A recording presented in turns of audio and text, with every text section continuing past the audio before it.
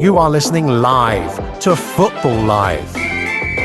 Here is your host, John Kane. Good afternoon and welcome to our new edition of Football Live. Saturday the 1st of February 2025. That month of January gone so quickly here from our London studios with your host, John Kane.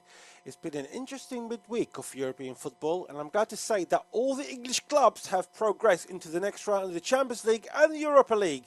If that was to the knockout or the playoff stages. So it's not a bad look for English clubs this season in Europe. Also in the Premier League early kickoff, while it was Forest who were in seventh heaven against a very poor Brighton side. 7 goals to the good, which included a hat-trick for Chris Wood. And we'll be chatting Forest and Nuno to Jacob Collick at some stage during the show. But for now, let's concentrate on today's games that we'll be keeping an eye on today. 4 Premier League games just started and a game from the Bundesliga as well. And that is the Bayern Munich game. They're leading by 1-0. We'll be going to Rob Spurrell very shortly on the news of that goal and how Bayern Munich are progressing. And we'll be keeping tabs on the rest of the big leagues around Europe and around the world. Well, the games has already kicked off. Let's start going. And first, we're going to go to the big game of the day so far. It's Bournemouth against Liverpool. And we've got Jack Hesson here, a senior reporter, in fact. Good afternoon, Jack. Yeah, very good afternoon. And action is just getting underway at the Vitality Stadium. It's one of the informed teams of the season, Bournemouth, against the league leaders, Liverpool, who have made some massive scalps this season. Bournemouth at this stadium, of course, they beat Arsenal, they beat Man City here, and they're looking to claim another big hitter off the back as well of that 5-0 win over Nottingham Forest last weekend. And they make no changes from that 5-0 victory over Nottingham Forest at the Vitality. Informed midfielder Ryan Christie starts the midfield, and Otara, who bagged a hat-trick last weekend, leads the line. As for Liverpool, they lost by 3-2 against PSV Eindhoven in the week, but that was before a 4-1 victory at home to Ipswich. They make no changes from that 4-1 victory, so the full lineup then for the Liverpool. In fact, just before that, I'll just come back to you just for a minute because I think there's been a goal. Yeah, thank you very much, Jack. I can tell you it's been, well, we had our first goal of the afternoon.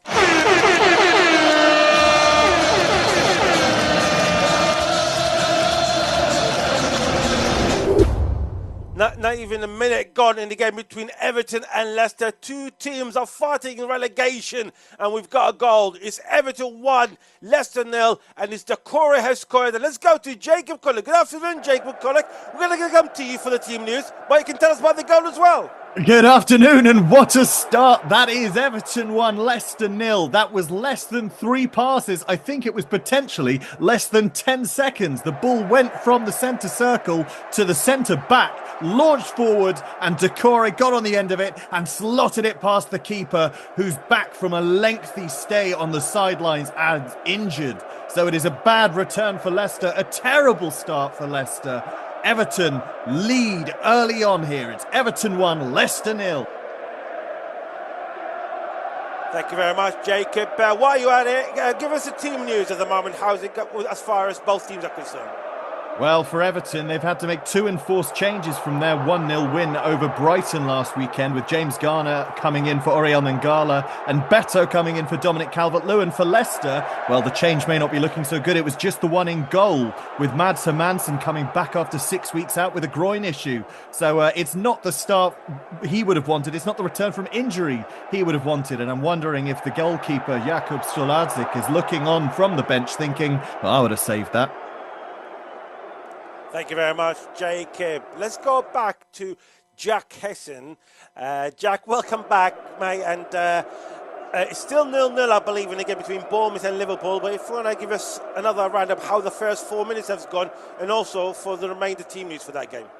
Yeah, well, it's actually been quite a frantic start to the game. Bournemouth went up the park almost straight from kick-off. Otara had a shot on target, but well saved by Alisson. And then just as you left me, there was a corner for Liverpool whipped in. Alexis McAllister tried an overhead kick. Wasn't cleared well enough by Bournemouth. Wasn't a good connection on it. And it almost fell to Salah at the back post, but again, he couldn't make a good connection on the shot, and it fell out for a goal kick. And just to summarise then the full lineup for Liverpool, Alisson starts in goals. It's a back line of Andy Robertson, Ibrahima Konate, Virgil van Dijk and Trent Alexander-Arnold.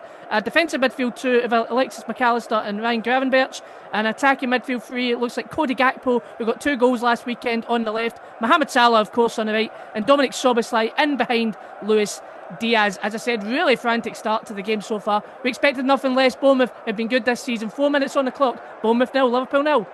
Thank you very much, Jack. Next, let's go to Paul James, who's watching Newcastle against Fulham. Both teams are flying high in the Premier League. Good afternoon, Paul. Good afternoon and welcome Football Live listeners. Yes, Newcastle versus Fulham. 4 wins out of 5 for the Magpies, make no changes. Alexander Isak starts today, however. 17 goals this season. The Swedish hotshot will be looking to add to those goals. For Fulham, well, coming off their 1-0 defeat to Manchester United, it's now only 1 win in 5. Make just the one change. Harry Wilson is injured. Adama Traore steps in for him. Calvin Bassey, the Nigerian, and the other Nigerian, Alex Iwobi, will be looking to add to his 7 goals this season. The referee today is Chris Kavanagh from Ashton-under-Lyne. There is 3 minutes gone. It's Newcastle 0, Fulham 0. Thank you very much, Paul. Well, our 4th game today is again between Ipswich and Southampton. Both teams are struggling in the Premier League this season. They're both in the relegation zone. And we've got Luke Charlton, who's going to give us the team news for that very important game. Good afternoon, Luke. Good afternoon, John, and good afternoon, Football Live listeners. Yes, I'm here today to watch 19th place Ipswich Town take on Southampton at rock bottom of the Premier League table. Both sides ring the changes for this match, most notably from the home side, who make 4 changes from their heavy defeat at Anfield last week. Juric returns in net with heavy rotation in attack, seeing Nathan Broadhead, Jens Lis Kajuste and Julio Enciso coming in, with Wes Burns missing out through injury.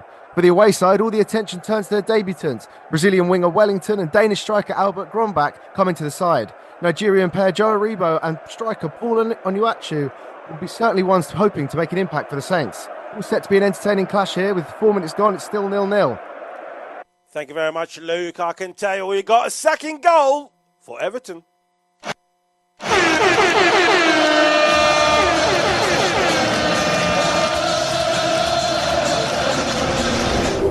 What a start for Everton, and what a transformation that David Moyes has brought into the club. The club was struggling.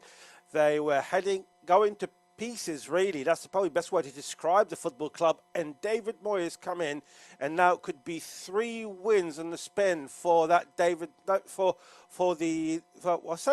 new manager is the returning manager, isn't it, Jacob? And I believe Beto is the scorer in less than 7 minutes.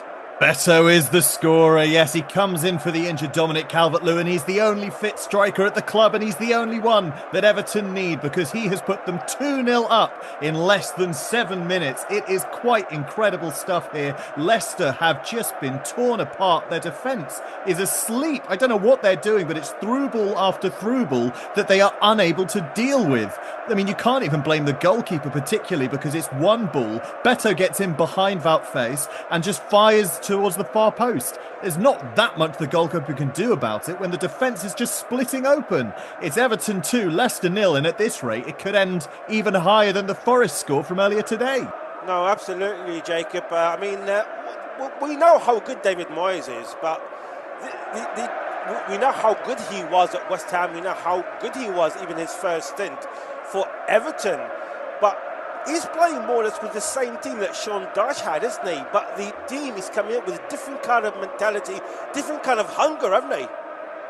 Yeah, and I think having a new manager will do that for you, especially David Moyes, who sort of fell from grace for West Ham towards the end. But I think he was a decent manager. He was doing well. And as you can see here, I think he's just filled the stadium, filled the players with a little bit more confidence, a little bit more joy. But I think, honestly, the bigger talking point is how Leicester, defensively, this season have just been so poor. Ruud van Nistelrooy has not been able to coach a competent defence so far this season. They managed to beat Spurs last game out, but that seems to be more of a fluke than anything else after I believe it was 7 defeats on the bounce for them. So this looks to be perhaps the start of another poor run of form for Leicester and the continuation of a strong run of form under David Moyes for Everton.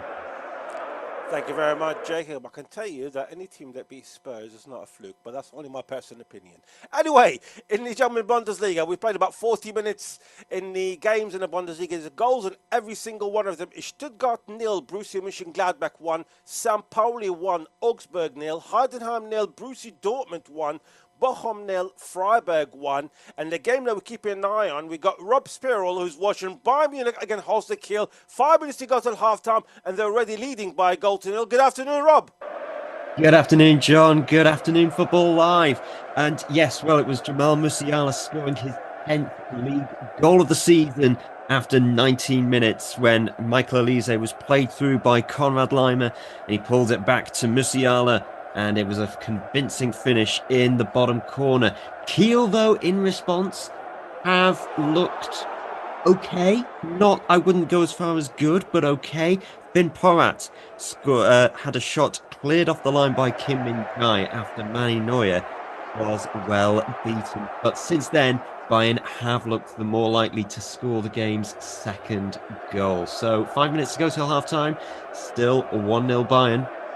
I mean, Rob, with all the news in the last 2-3 days about Matthias Tell leaving Bayern Munich, he asked to leave Bayern Munich. Spurs has agreed a fee for him to go, and he rejected that move. Is he part of the squad today?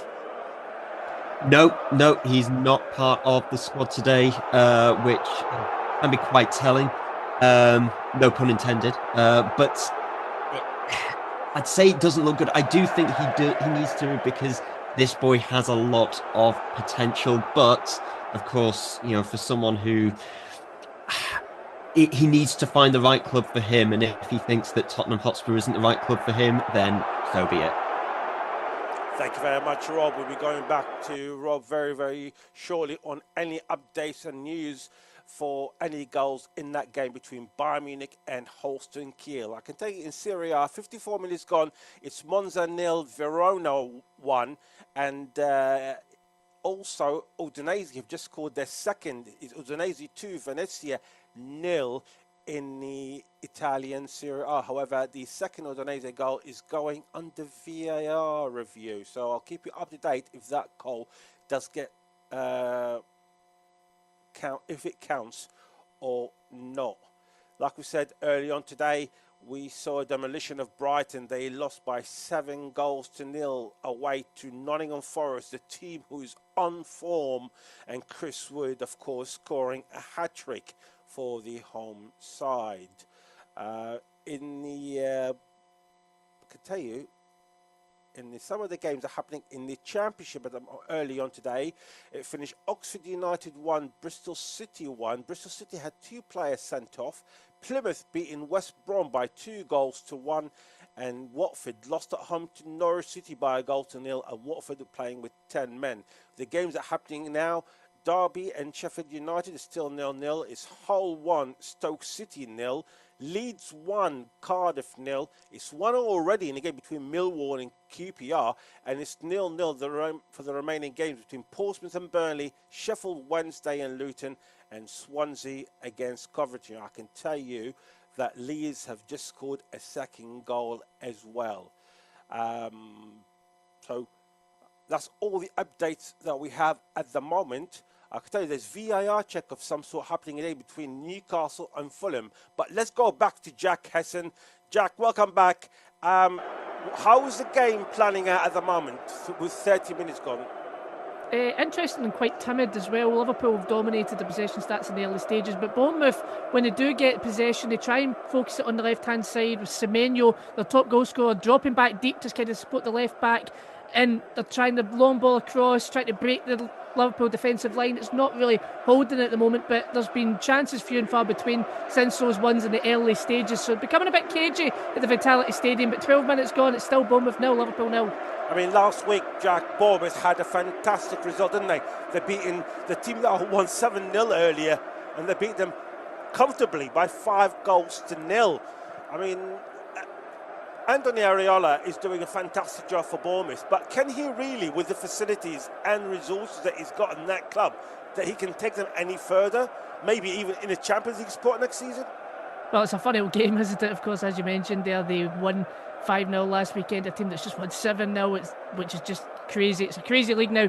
But Iraola, yeah, incredible job he's done coming from Real Vallecano, where, of course, he got them into European football as well. A club, probably, you would say, in terms of the La Liga, is maybe of a similar stature, a similar size to a club like Bournemouth.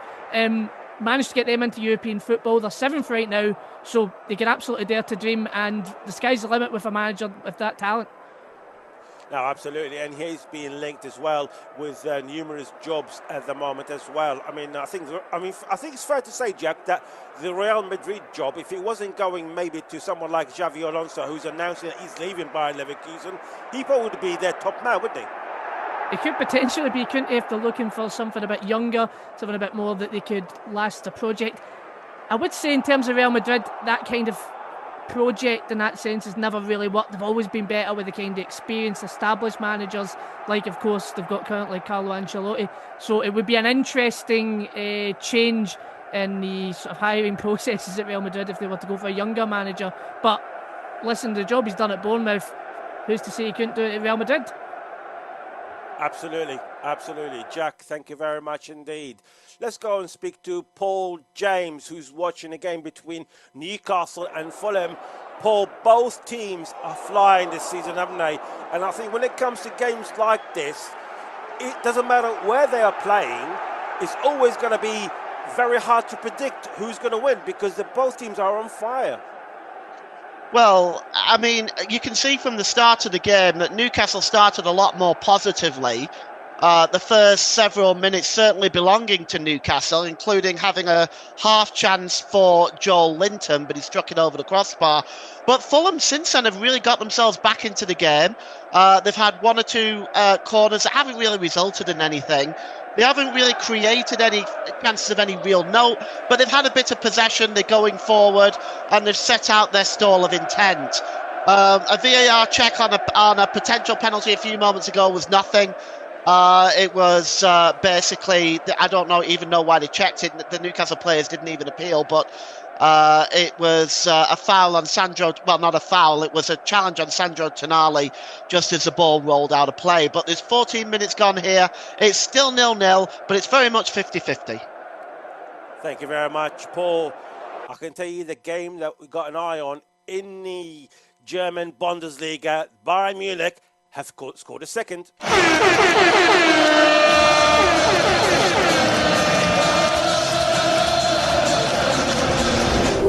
47 minutes gone, 2 minutes into the 3 minutes of injury time. Is Bayern Munich 2, Holstein Kiel 0, and Rob Spirrell. Game, set, and match already? I think so. In a way, I do hate to say it because it has been a quick tempo game. Kiel have been forced out of their comfort zone, but it is Harry Kane who has got the second goal for Bayern. Kiel were just desperately hanging on and wanted to just go into half-time just one goal off, but Bayern have doubled their lead, and it came from across from the left-hand side where Kingsley Coman picked out a diving Harry Kane in the 6-yard box and nestled into the bottom corner. So right on the stroke of half-time, it is Bayern 2, Holstein Kiel 0. Thank you very much, Rob. We haven't heard from Luke Charlton for a while. Let's go to Luke. Luke, welcome back. Ipswich and Southampton still 0-0, and both teams, they're really desperate for the 3 points. So I'm expecting it will be an attacking football where you are. Well, you'd be wrong, unfortunately. Of course, this is very much a 6-pointer for both sides, but it's got the air of a very cagey affair at the moment. There's been some sparkling performances so far from the two debutants I mentioned for Southampton, with Albert Grombach in particular, linking up very well up top with Onuachu to try and create something for Southampton on the break. And but in particular for Ipswich, they've had really, really good moments on the ball from Julio Enciso, who's trying to unlock that Southampton defence and give the home side the lead. But for now, it seems they're trying to feel each other out. So with 16 minutes gone, it's still Ipswich 0, Southampton 0. Thank you very much, and let's just keep you up to date with the scores at the moment. Let's go to Jacob Collick, who's watching Everton against Leicester. Jacob, is it still 2-0 for the home side? It is still 2-0, and Everton are looking the much better side. Leicester haven't really been able to get much of a foothold on this game. The best opportunity came a little bit ago when James Justin tried to send it across, but it was far too powerful, and it just ended up going out for a goal kick. And Jordan Pickford taking that one. So Leicester have not looked impressive. It's still only the 2 shots on target so far. Both of those the goals for Everton. There's still a long way to go, but as it stands, it's Everton 2, Leicester 0. Thank you very much, Jacob. And would you believe it? We just came back from Jacob Collick, and it's been a 3rd goal. Guess what? For Everton.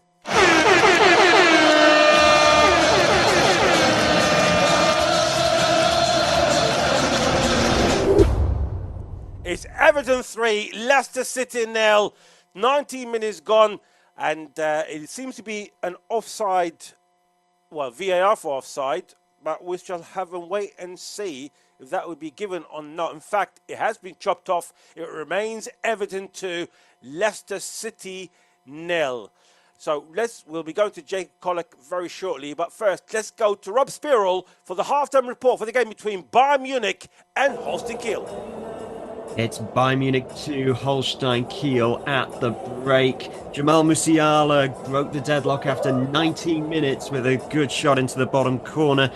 Holstein Kiel, though, despite being forced out of their comfort zone by Bayern, they did nearly get back into the game after Finn Porat had a shot cleared off the line by Kim Min-jae. But since then, Bayern have had an avalanche of corners. They've been going close here and there, and it wasn't until right on the stroke of half-time, I think with the last touch of the half, that Harry Kane headed home from close range to double Bayern's lead and therefore make the 3 points all but secure, which will take them quite a few points, 9 points clear as it stands at the top of the Bundesliga. Bayer Leverkusen still yet to play, of course, but at half-time, it's Bayern Munich 2, Holstein Kiel 0. Thank you very much, Rob. I can tell you there's been a goal in a game between Ipswich and Southampton. But who's it for?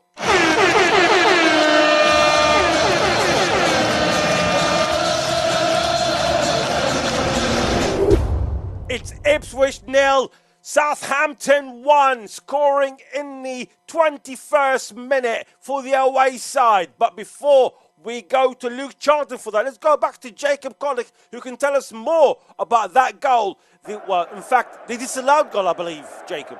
Yes, it was disallowed. It was an easy decision. The corner went in from the right-hand side, swung into just a thriving sort of thrum of people in the box. It was headed forward and found O'Brien on the goal line, who headed it in, but he was in a very offside position, so it was an easy call by the referee. It's a bit of a let-off for Leicester. They've not been looking great. They've not been able to get any real foot into the game, and that won't have helped settle their nerves, but perhaps it's the opportunity that they need to begin their comeback. It's Everton 2, Leicester 0. It's 21 minutes in.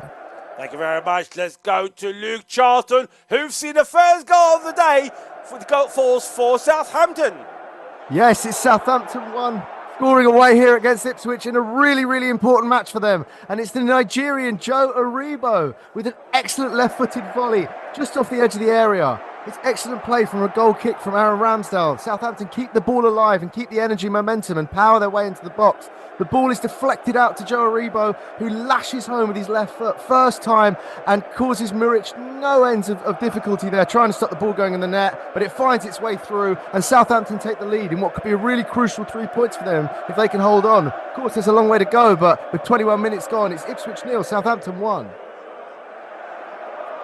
Thank you very much, Luke. It's actually been not a bad day, isn't it, for Nigerian players, because Aina was part of the 7-0 winning team for Forest early on against Brighton, and now Joe Aribo scoring a goal against Ipswich away from home. Let's go to Jack Hassan, who's seen Bournemouth coming very close to scoring the first. Yeah, the closest either side has came so far to breaking the deadlock. It was a beautiful cross ball from the far side to David Brooks. He spots Semenyo just on the edge of the area. The other side, Semenyo takes a good touch. Wrong foots Trent Alexander-Arnold. Then up against Kanate. Finds the space for a shot at a tight angle. Alisson's beaten, but the ball cannons off the stanchion of the goal and went out and away for Liverpool, who breathe a sigh of relief. The closest we've came so far to an opener. 22 minutes gone. Even game here. Bournemouth 0, Liverpool 0. Thank you very much, Jack. Let's go to the game between Newcastle and Fulham. Paul James, it seems to be a game of yellow cards in your game. Yeah, they just had 2 quick yellow cards of Fulham. The first one for a body check by Joachim Andersen on Anthony Gordon. Legal in ice hockey, but not in football. The second yellow card was a breakout by Sandro Tonali, and it was just outside of his own penalty area. He was pulled back by Anthony Robinson, and well, guess what? Chris Kavanagh didn't send him off, he just showed him a yellow card. So still 0-0 with 23 minutes gone. Live and exclusive to Barilla FM. You are tuned in to Football Live. Every Saturday afternoon from 4 o'clock. Join us right here on Barilla FM for Football Live. Unrivaled action-packed coverage of the big Premier League action. And that's no exaggeration. Taking the action to you, the listener. This is just incredible. All of the goals. It was a super strike, it has to be said. All the key action. It is a fantastic strike. Cutting-edge opinion. He's just not the right guy.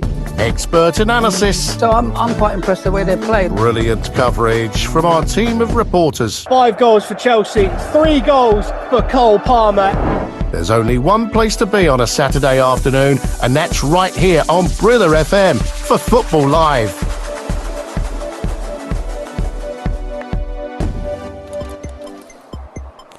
Around the grounds, chasing down the goals.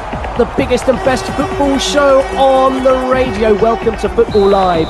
The goals are absolutely flying in, and you could not have scripted this. You are listening to Football Live. From the beginning. Hit it, boys. You are listening to Football Live. Join on the corner where the big boys play. You are listening live to Football Live.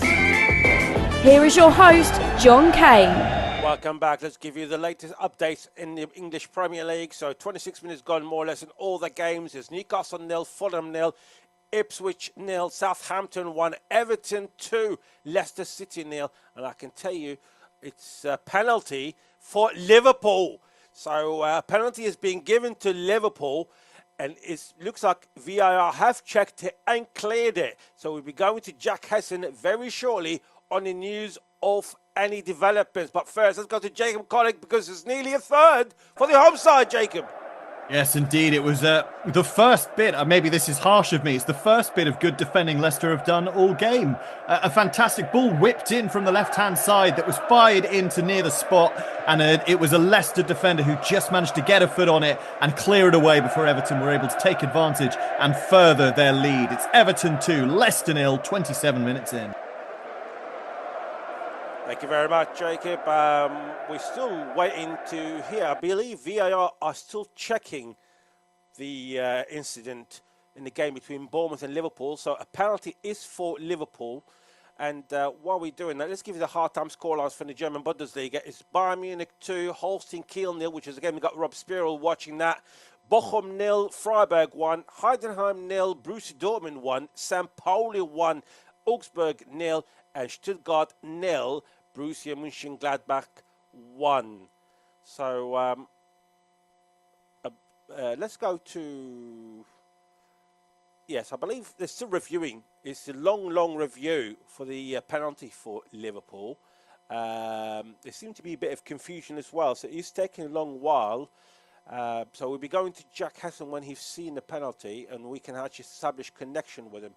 I could tell you the latest scoreline at the moment in the Spanish La Liga between Villarreal and Valladolid is still 0-0 after 12 minutes. And in Italian Serie A, 71 minutes gone, is still Monza 0, Verona 1, and now it's Udinese 2, Venezia 1. Let's go to Jacob Collick one more time, because there's been an injury in your game, I believe. Yes, it's Jared Branthwaite. He's down with what looks to be a head injury. He's just being checked over by the medical professionals at the moment. So there's a pause in play. This might be the opportunity. The Leicester players are gathering together on the halfway line. I think they're talking tactics, trying to figure out how they can dig their way out of this one. But an injury is the last thing that Everton will want. They've got a long list of absentees already, and it will not be what David Moyes will be hoping for if he's down a centre-back. But as it stands, it's Everton 2, Leicester 0. A long way to go. Thank you very much, Jacob. I can tell you that penalty was cleared and that penalty was good.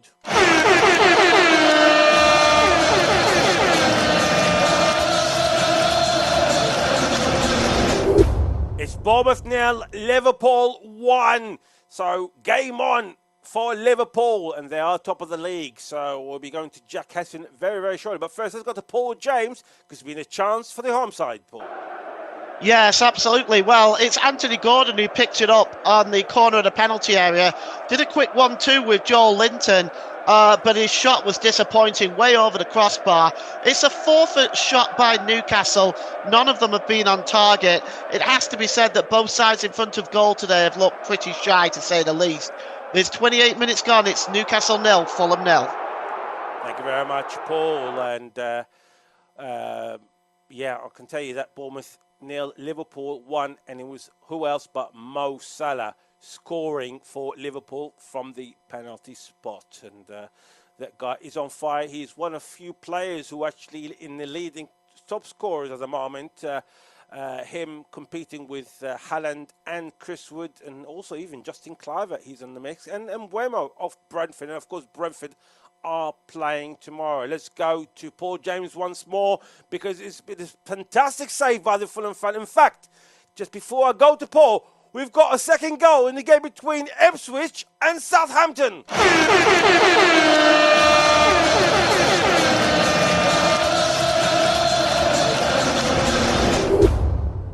It's Ipswich 1, Southampton 1.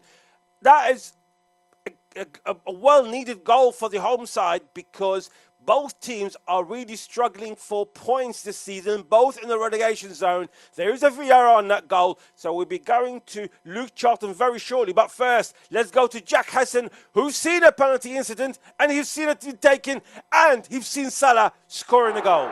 Yeah, goal for the visitors, and it's that man again, Mohamed Salah. His 20th goal in 23 games in all appearances this season, and it was a cool penalty dispatched into the keeper's bottom left-hand corner, easy as you like, for the man they call the Egyptian King on that side of Merseyside. The penalty incident, have to say, slightly controversial. Ball comes over the top. Cody Gakpo is a man going for it. Lewis Cook just behind him, and it was difficult to tell at first. It looked like there was a bit of contact. He clipped the back of Gakpo's heel a little bit, Lewis Cook.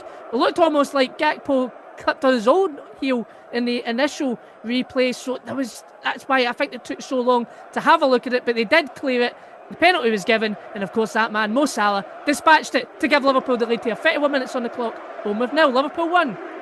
Thank you very much, Jack. And so, yes, I can confirm that Ipswich goal has been given. So it's Ipswich 1, Southampton 1, and who was it? Liam Delap scoring for the home side. Let's go to Luke Charlton, who can tell us more about that goal. And the more and more Delap scores, the more his worth is increasing, isn't it? Because he's been absolutely brilliant playing for Ipswich this season. Certainly so, and this is another excellent finish from the young Englishman. He races forward onto a loose ball, beats the outstretched leg of Jan Bednarek, and is able to go one-on-one with Aaron Ramsdale and slots it away with complete composure on his left foot. And yes, as you say, the more he scores, the more he is important for Ipswich. But one thing's for certain, whatever happens with their Premier League future, I'm sure that Liam Delap will be in the Premier League for many years to come, with whatever club that may be. And 32 minutes gone here now. It's Ipswich 1, Southampton 1. Thank you very much, Luke. Let's go back to Paul James, who's seen this time a chance for Fulham.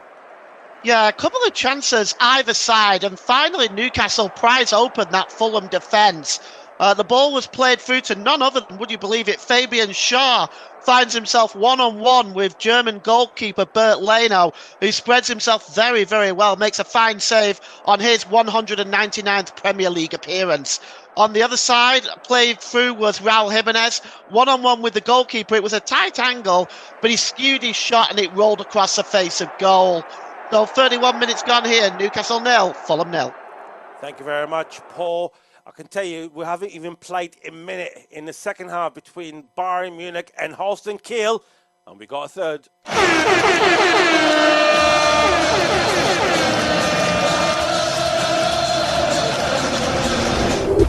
It's Bayern Munich 3, Holstein Kiel there, Rob Spiro. I was going to come to you for early team news, and yet you're going to give me that and a goal, but I believe VAR are looking at that goal. Yeah, well, VAR are checking, but 45 seconds by my clock. Bayern Munich have gone into a 3-goal lead. Holstein Kiel almost self-inflicted, poor defending. And it was another cross that Harry Kane got on the end of, and he headed it into the top corner. As you say, VAR still checking. As a referee myself, I can't actually see anything wrong with the goal myself, so... yeah, and I am getting used to that. Yes, the goal has been given by a 3-0 up. It shows just a couple of how many. But in terms of team news, Serge Gnabry came on at half-time for Michael Olise. That just seems to be a straight swap there. So it is Bayern 3, Holstein Kiel 0 right at the start of the second half. Rob, I always ask the same question every time I'm on the hot seat for anyone who's watching the Bayern Munich game, and I have to ask it, and I've asked it before, is this the season that Harry Kane surely going to win at least the Bundesliga this season? Oh, well, they are out of the DFB Pokal, and you think that in the Champions League, missing out on the top 8 place is probably well below what the Bayern fans expected at the start of the season. But when you look at the situation in the Bundesliga with Bayer Leverkusen losing, well, considerably more matches than they lost throughout the whole of last season. Of course, they went on the whole season unbeaten. And Leverkusen have looked slippy this season in a way, but Bayern back to winning ways. They've only lost once in the league all season, still unbeaten at home. And considering how far they are at the top at the Bundesliga, you do sense that the Meisterschale is coming back to the Allianz Arena, which means that the Kane curse can finally be lifted after a trophyless season in his first season for the Bayern historic champion. Thank you very much, Rob. There's a goal here. And there's a goal at Bournemouth.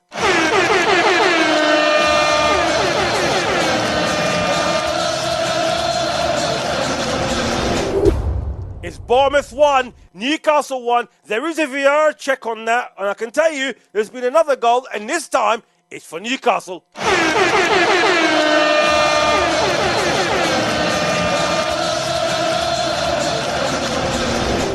37 minutes gone. It's Newcastle 1, Fulham 0. When it rains, it pours, doesn't it? All of a sudden, all the goals are happening, and that's what we love on Football Live here, Umbrella. So, as it stands, it's Newcastle 1, Fulham 0, Ipswich 1, Southampton 1, Everton 2, Leicester City 0, and it's still 1-0 between Bournemouth and Liverpool. However, like I said, VAR are checking that goal. So we'll be going to Jack Hessen very, very shortly. And of course, you just heard Bayern Munich adding a third. 1 minute, in fact, to be precise, 45 seconds after the restart. And they've scored a third. And that VAR check is still ongoing in the game between Bournemouth and Liverpool. I can tell you that Venezia have just equalised away to Udinese. So it's Udinese 2, Venezia 2, I beg your pardon. And it's still Monza 0, Verona 1.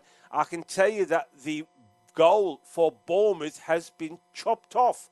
So it remains Bournemouth 0, Liverpool 1. So we'll be going to Jack Hessen very shortly for the reason for that decision. It did take quite a while, Jack, isn't it? I mean, it wasn't a short VAR, but was that the right decision to chop up the goal? Yeah, and as opposed to, of course, the penalty decision earlier on in the game, this was much more of a factual decision. It was an offside.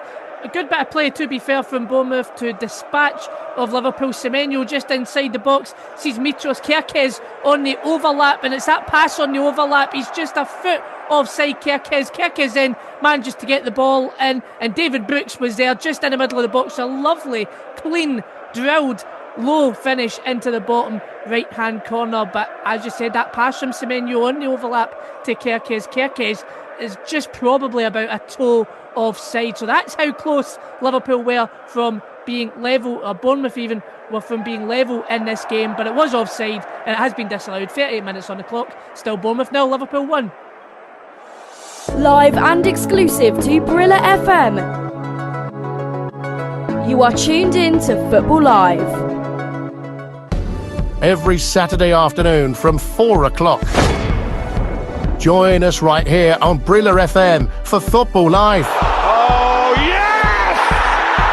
Unrivaled action-packed coverage of the big Premier League action. And that's no exaggeration. Taking the action to you, the listener. This is just incredible. All of the goals. It was a super strike, it has to be said. All the key action. It is a fantastic strike. Cutting-edge opinion. He's just not the right guy.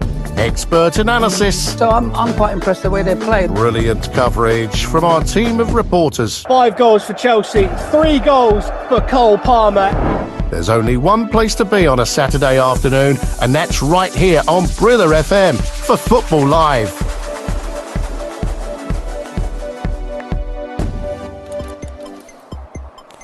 Around the grounds, chasing down the goals. The biggest and best football show on the radio. Welcome to Football Live. The goals are absolutely flying in, and you could not have scripted this. You are listening to Football Live. From the beginning. Hit it, boys. You are listening to Football Live. Join from the corner where the big boys play. You are listening live to Football Live. Here is your host, John Kane. Welcome back. Let's give you the latest scores in the English Premier League. 41 minutes gone. Literally all 4 games are happening at the moment. It's Bournemouth 0, Liverpool 1. Bournemouth did score a goal, but it was disallowed. And now also Everton 2, Leicester City 0, Ipswich 1, Southampton 1, and Newcastle 1, Fulham 0. Paul James, tell us more about that goal. Yes, it was a clearance up the field, really. It was Route 1 football. Up the field, and it caught Fulham out.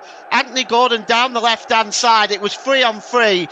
The ball was squared into the middle. Calvin Bassey got a touch on the ball, but he only played it right into the feet of Jacob Murphy, who struck his 4th goal of the season, beating Bert Leno. So with 39 minutes gone, it's Newcastle 1, Fulham 0. Thank you very much, Paul. He's talked about 4th goal. I can tell you what, there's a 4th goal for Bayern Munich.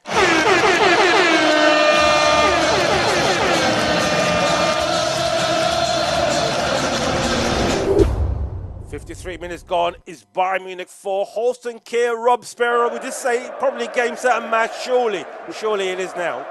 Yes, and I have to say, game, set and match in an absolutely amazing way.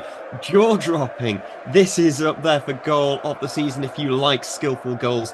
I mean, Holstein Kiel, they did have their opportunities to get the ball out of the box, but never let the ball bounce in your defence. It's one of the first lessons that you get at school. Well, mine particularly was geography, but Gnabry used the ball into his right foot. It was quite a high foot, but there was no other player in his vicinity. And then he chipped it onto his left foot and rifled a volley into the top corner. We're 9 minutes into the second half. Bayern are in cruise control. They're leading 4-0 at the Allianz Arena. Thank you very much, Rob. Let's go back to Jacob Collick, because Everton came close, didn't they, for a 3rd? Oh, and yes, they did. And Leicester are just trying their best to shoot themselves in the foot and make the game harder for themselves. They gave the ball away in midfield. Doucouré sent Ndiaye out wide, who then passed the ball to Garner, who shot towards the near post from a very tight angle. And Mads Manson just managed to get a hand on it to knock it onto the post. But I have to say that Leicester, although Everton have been having good opportunities, they've been working well, realistically, the best chances they've got have been the ones that Leicester have handed them on a silver platter. It's been abysmal defending from Leicester. They just need to calm down, get it to half-time and figure something out. It's Everton 2, Leicester 0, 42 minutes in. Thank you very much. I can tell you that Udinese has scored a third, 7 minutes from time. It's Udinese 3, Valencia 2 in Italian Serie A. 3 minutes left of the other game between Monza and Verona are still leading away by 1-0. Let's go back to Paul James because Newcastle nearly doubled their lead of Liverpool. Yes, they did. The ball played through by Joel Linton to Tino Livramento this time. It was at a tight angle on Bert Leno, and the German goalkeeper made a super kick save, maintaining Newcastle's 1-goal lead. Of course, just before the goal, Sandro Tonali hit the crossbar as well. Newcastle could very well be 3 up in this first half as it stands. There's still only 1 goal in it. 3 minutes to go till the break. Thank you very much, Paul. Let's just give you some of the scorelines happening, or one of the latest, shall we say, happening in the Scottish Premiership. As it stands, just before half-time is Dundee 0, Hearts 2. Hibernian are leading Aberdeen by 1-0, and it's still 0-0 in the game between St Mirren and St Johnstone. And later on this evening is Kilmarnock against Dundee United.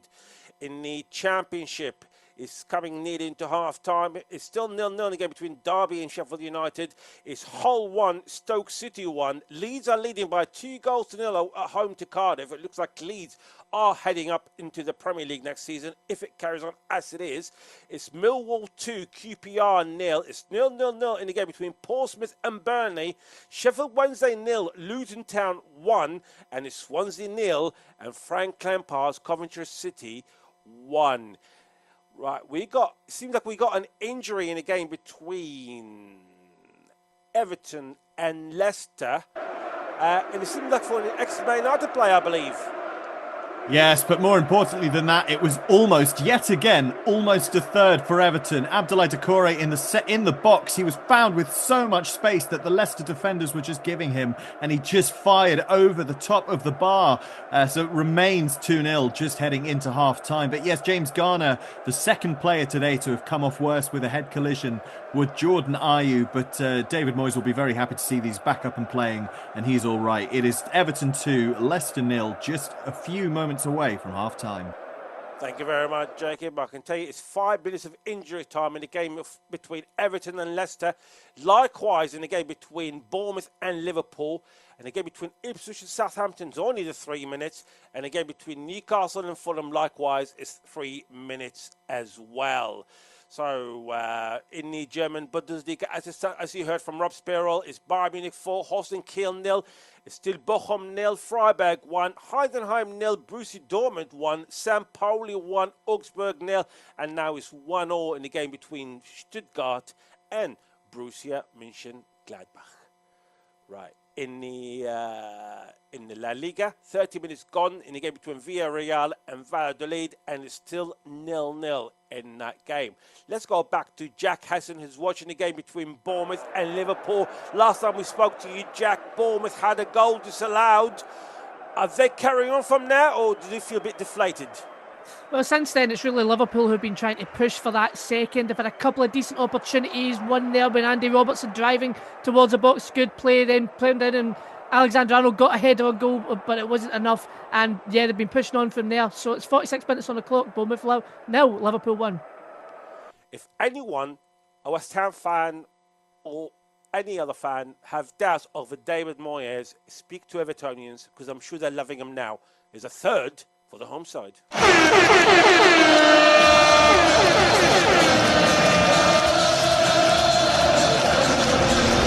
It's Everton 3, Leicester City 0. Ruud van Nistelrooy's team literally just that one win away to Tottenham, and people do wonder how did they manage to do that. And we did speak to Jacob Collick about how did they manage to do that. And Jacob, tell us about the goal and tell us, how did Leicester beat Tottenham last weekend?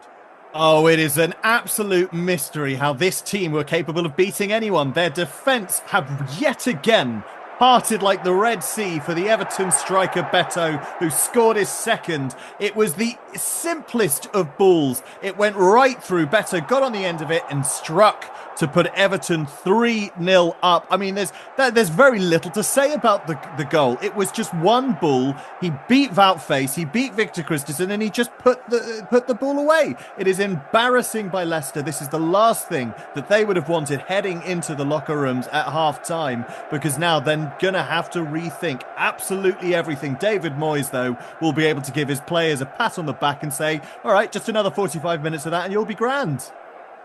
No, absolutely. I mean, how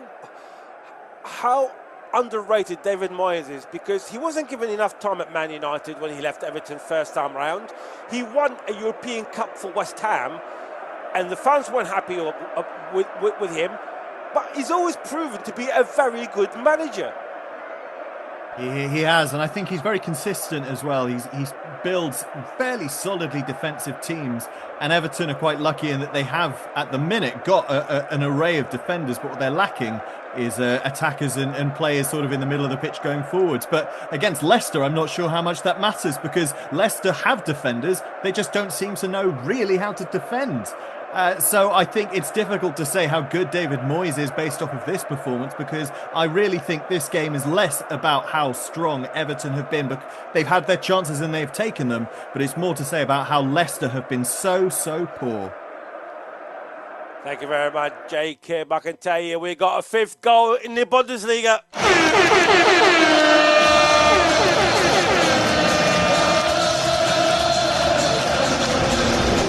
61 minutes gone, and it's now Bayern Munich 4, Holstein Kiel 1. Is the comeback on, Rob? Well, it certainly seems that. Well, I can't dispute that, because Holstein Kiel have pulled a goal back, and it's Jan-Peter Arp, I think, his first goal since he scored that goal from the halfway line against Borussia Dortmund a few weeks ago. Well, I can't dispute the comeback is on, but half an hour to go. It is 4-1, but still Bayern have been in cruise control. Just a few minutes ago, though, Kane was brought off, so no hat-trick for Harry Kane this afternoon. And Bayern's next game is a week away, so you do wonder, perhaps he could have stayed on for a bit longer and cemented the victory. But yes, they are still in cruise control. It is still Bayern 4, Holstein Kiel 1. Thank you very much, Rob. I can tell you half-time whistles has just been blown in some of the games in the Premier League first. Let's go to Luke Charlton, who've seen 2 goals in the game so far. Yes, it's half-time here at Portman Road with Ipswich 1 and Southampton 1. The game, which is a 6-pointer for both sides, started out fairly cagey in the opening 20 or so minutes. But the match burst into life when Joe Aribo found the net with a sensational left-footed volley into the bottom corner to give Southampton the lead in the 21st minute. They weren't able to hold on for much longer, though, with only 10 minutes later Liam Delap equalising for Ipswich Town with an excellent finish into the bottom corner past an on-rushing Aaron Ramsdale. The match is firmly in the balance, and with all the points to play for in the second half, it's set to be entertaining. But at half-time here, it's Ipswich 1, Southampton 1. Thank you very much, Luke. Yes, Ipswich 1, Southampton 1. It nearly 1-0 in a game between Bournemouth and Liverpool, Jack Hesson. But it's half-time, and it's Liverpool who are leading. Liverpool also leading the league. Yeah, half-time, and Liverpool on course for 9 points clear at the top of the league should they win this game. And it has been a tight affair. That's really summed up by the fact that the only thing separating these two sides is a penalty. Bournemouth could have taken the lead early on when Semenyo shot from a close range, smacked off the crossbar, beat Alisson, but also hit off the crossbar. And then on 30 minutes, the ball over the top to Gakpo. David Cook trips him in the box. Referee gives a penalty, slotted neatly by Mohamed Salah into the bottom left-hand corner for his 20th goal of the season. And as you said, just under 10 minutes later, Bournemouth did have the ball in the back of the net. A nice close-range finish by David Brooks, but there was an offside in the build-up. So still all to play for in the second half of the Vitality. It's Bournemouth 0, Liverpool 1. Thank you very much, Jack. Let's go for the other game. It just was for half-time. It's Newcastle 1, Fulham 0, and a half-time report from Paul James.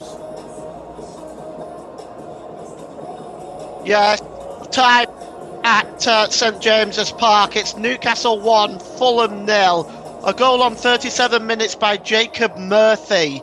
on a breakout by Newcastle, with Anthony Gordon chief suspect involved in this goal. Sandro Tonali also hit the crossbar, and a chance also for Alexander Isak as well went wide. But to be honest with you, Fulham created very little, with only Raul Jimenez having the best opportunity for them, but he pulls his shot across the face of goal. Half-time at St James's Park, Newcastle United 1, Fulham 0. Thank you very much, Paul. Our fourth half-time is in the game between Everton and Leicester. It's Everton 3, Leicester 0, and the half-time report from Jacob Collick. Yes, and Everton have dismantled Leicester to the tune of 3 goals to the Foxes 0. It took only 10 seconds for Everton to take the lead, capitalising on sleepy Leicester defenders who did nothing to prevent a long ball from Jordan Pickford over to Abdoulaye Doucouré from being converted.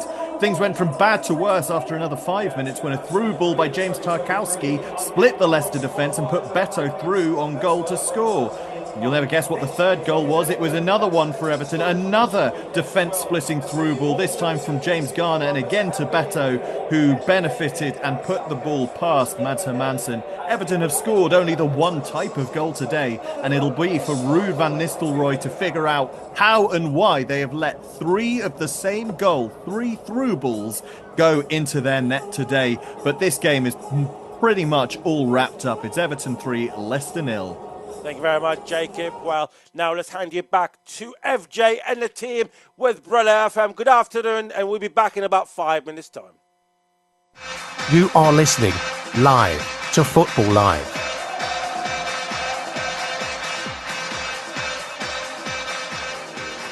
Why not find out some more about Football Live?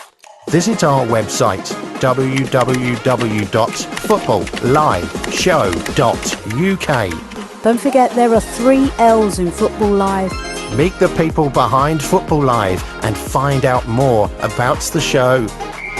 You can follow Football Live on X at FootBLiveShow. That's FootBLiveShow. You are listening live to Football Live. Around the grounds, chasing down the goals. And you could not have scripted this. What an absolute beauty. VAR, you are in disgrace. And he's got the goal. My goodness me, what a strike. What a finish. You are tuned in to Football Live. Okay guys, welcome to the weekly Football Live production meeting. I've got a great idea. We go out and we ask all the top football managers what they think of the show. Let's do this. Jurgen Klopp, are you a fan of Football Live? It's super. It's just super. It's really a top. Mikel Arteta, how good is Football Live? I've been really impressed. Pep, Football Live love you, but do you love Football Live? They are unique and I enjoy a lot. Sean Dyche, do you listen to Football Live, the greatest football show on earth? What are you talking about now?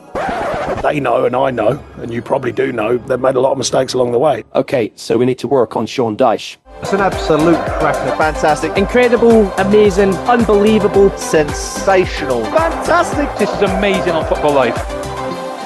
You can interact on today's show on X at FootBLiveShow. That's FootBLiveShow. That's FootBLiveShow on X. We'd love to hear from you. And it's time to get straight into the action. When you hear that noise, you know there's been a goal. With the best reporters in the business. What an afternoon of football. It's been absolutely fantastic. We've got even more coming up for you. With the best unrivaled football coverage on the air. Football Live really is the place to be this afternoon. Yeah, good afternoon everybody. And a warm welcome to the biggest and best football show on the radio. If you've only just joined us, where on earth have you been? The goals are absolutely flying in. And you could not have scripted this. Well, I said the wheels were falling off. Wheels, the doors, the steering wheel, it's all come off. What an absolute beauty. That's okay, I've been called a lot worse. Well, what about that? It's just gorgeous, gorgeous football. Describe to me what's just happened. Kulusevski, it's a fantastic header. What a goal.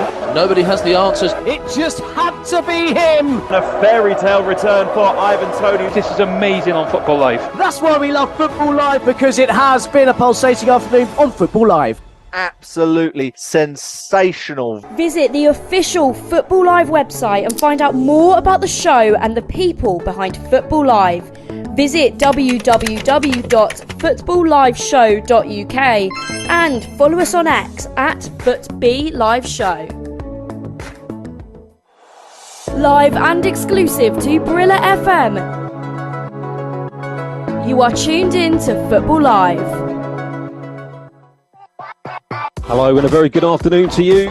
Yeah, good afternoon, everybody. Absolute screamer. Banging form into dreamland. Oh my God, they were crying. What was he doing in the box? Check my phone, mate, he's not in there. He looks thoroughly disgusted. They've been absolutely brilliant. That's proper. So much to tell you about. So much going on. Oh dear, oh dear, oh dear. In the Premier League, you just never know. You are listening to Football Live. So we've got so much coming up on Football Live. We're covering everything in England, in Germany, in Italy, in Spain, in Saudi Arabia, in Nigeria. You name it, we've got it covered here on Football Live.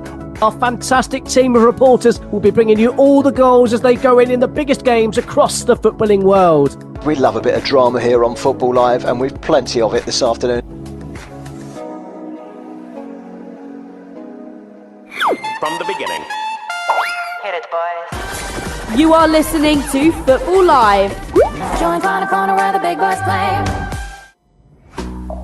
Let's get back to the big match action.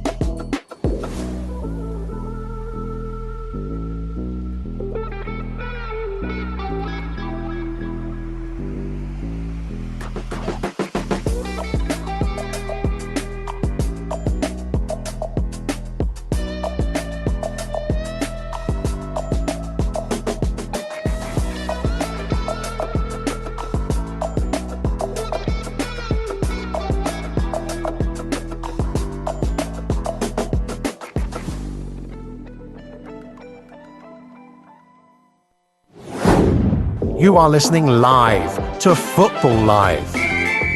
Here is your host, John Kane.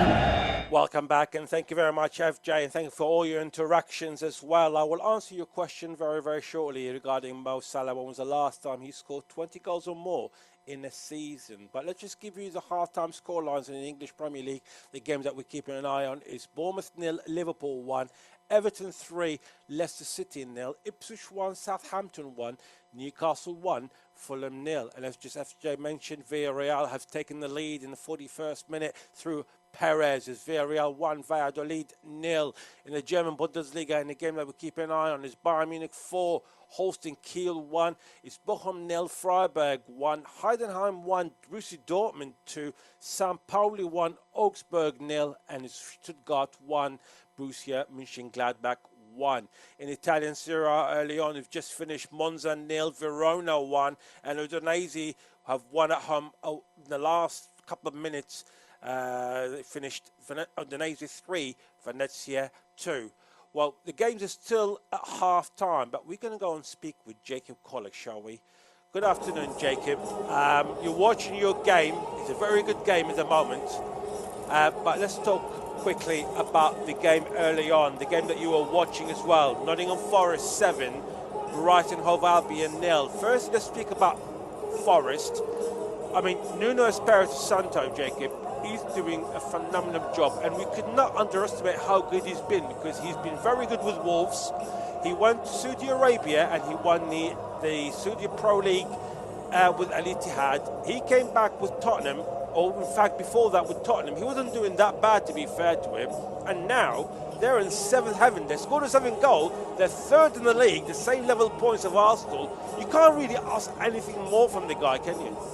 No, I mean, look, he's got his fans dreaming of Champions League football. I remember all those years ago when he was at Wolves, those very same dreams for the Wolves fans of European football. It's for many clubs who aren't capable, who aren't at that point of winning trophies.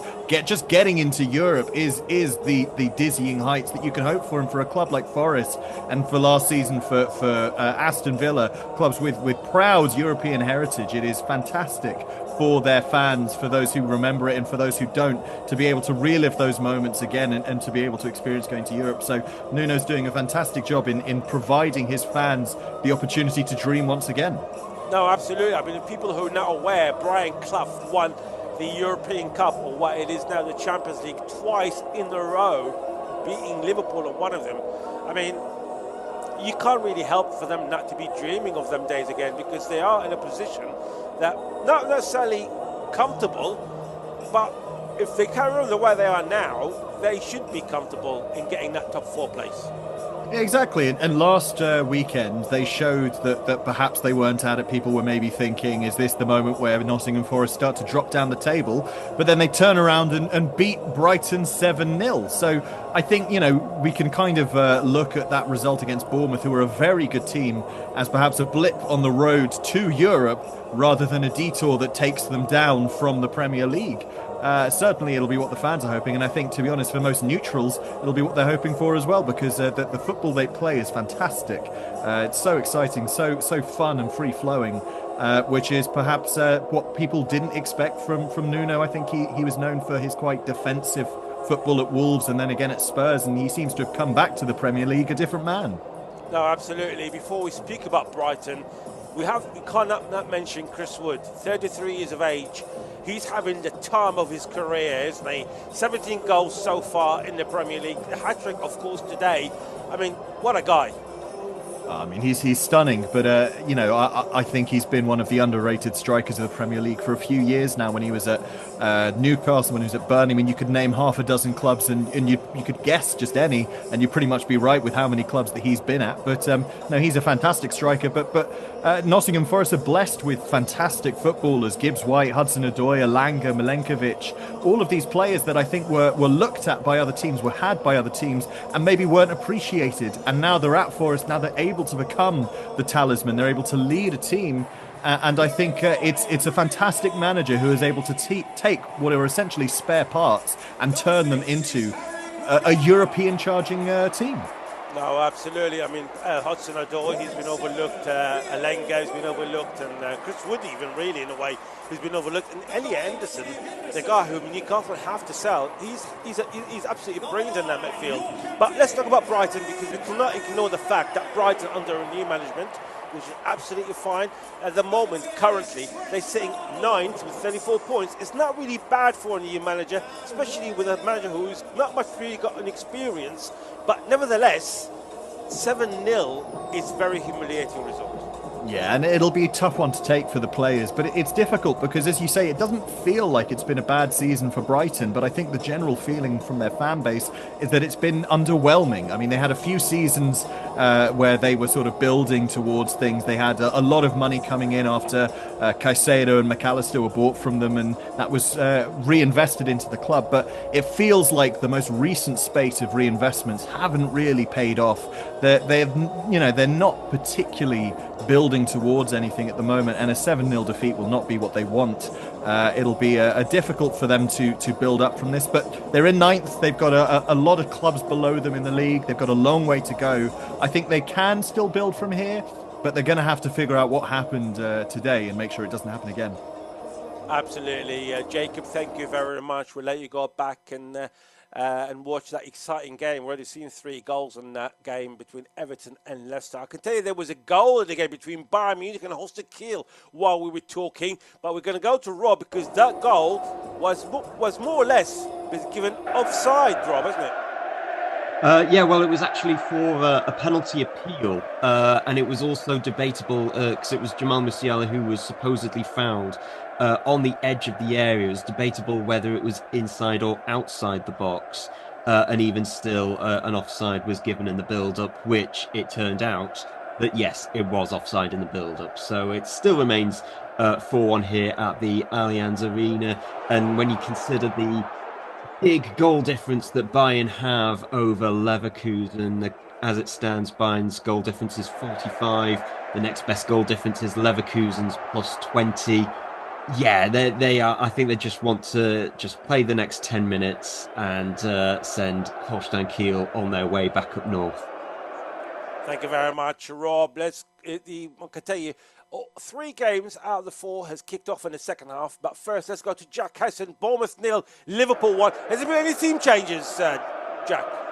No changes, but straight out the traps there from Bournemouth, getting the ball to that right-hand side and getting an early chance in the second half. It was David Brooks finding space. He plays a beautiful ball into the box. Otara's there for a free header. He backed a hat-trick last weekend, but this time his header is pitiful when it falls straight in easy pickings for Alisson. So Bournemouth starting this second half strongly, 46 minutes on the clock. Still Bournemouth 0, Liverpool 1.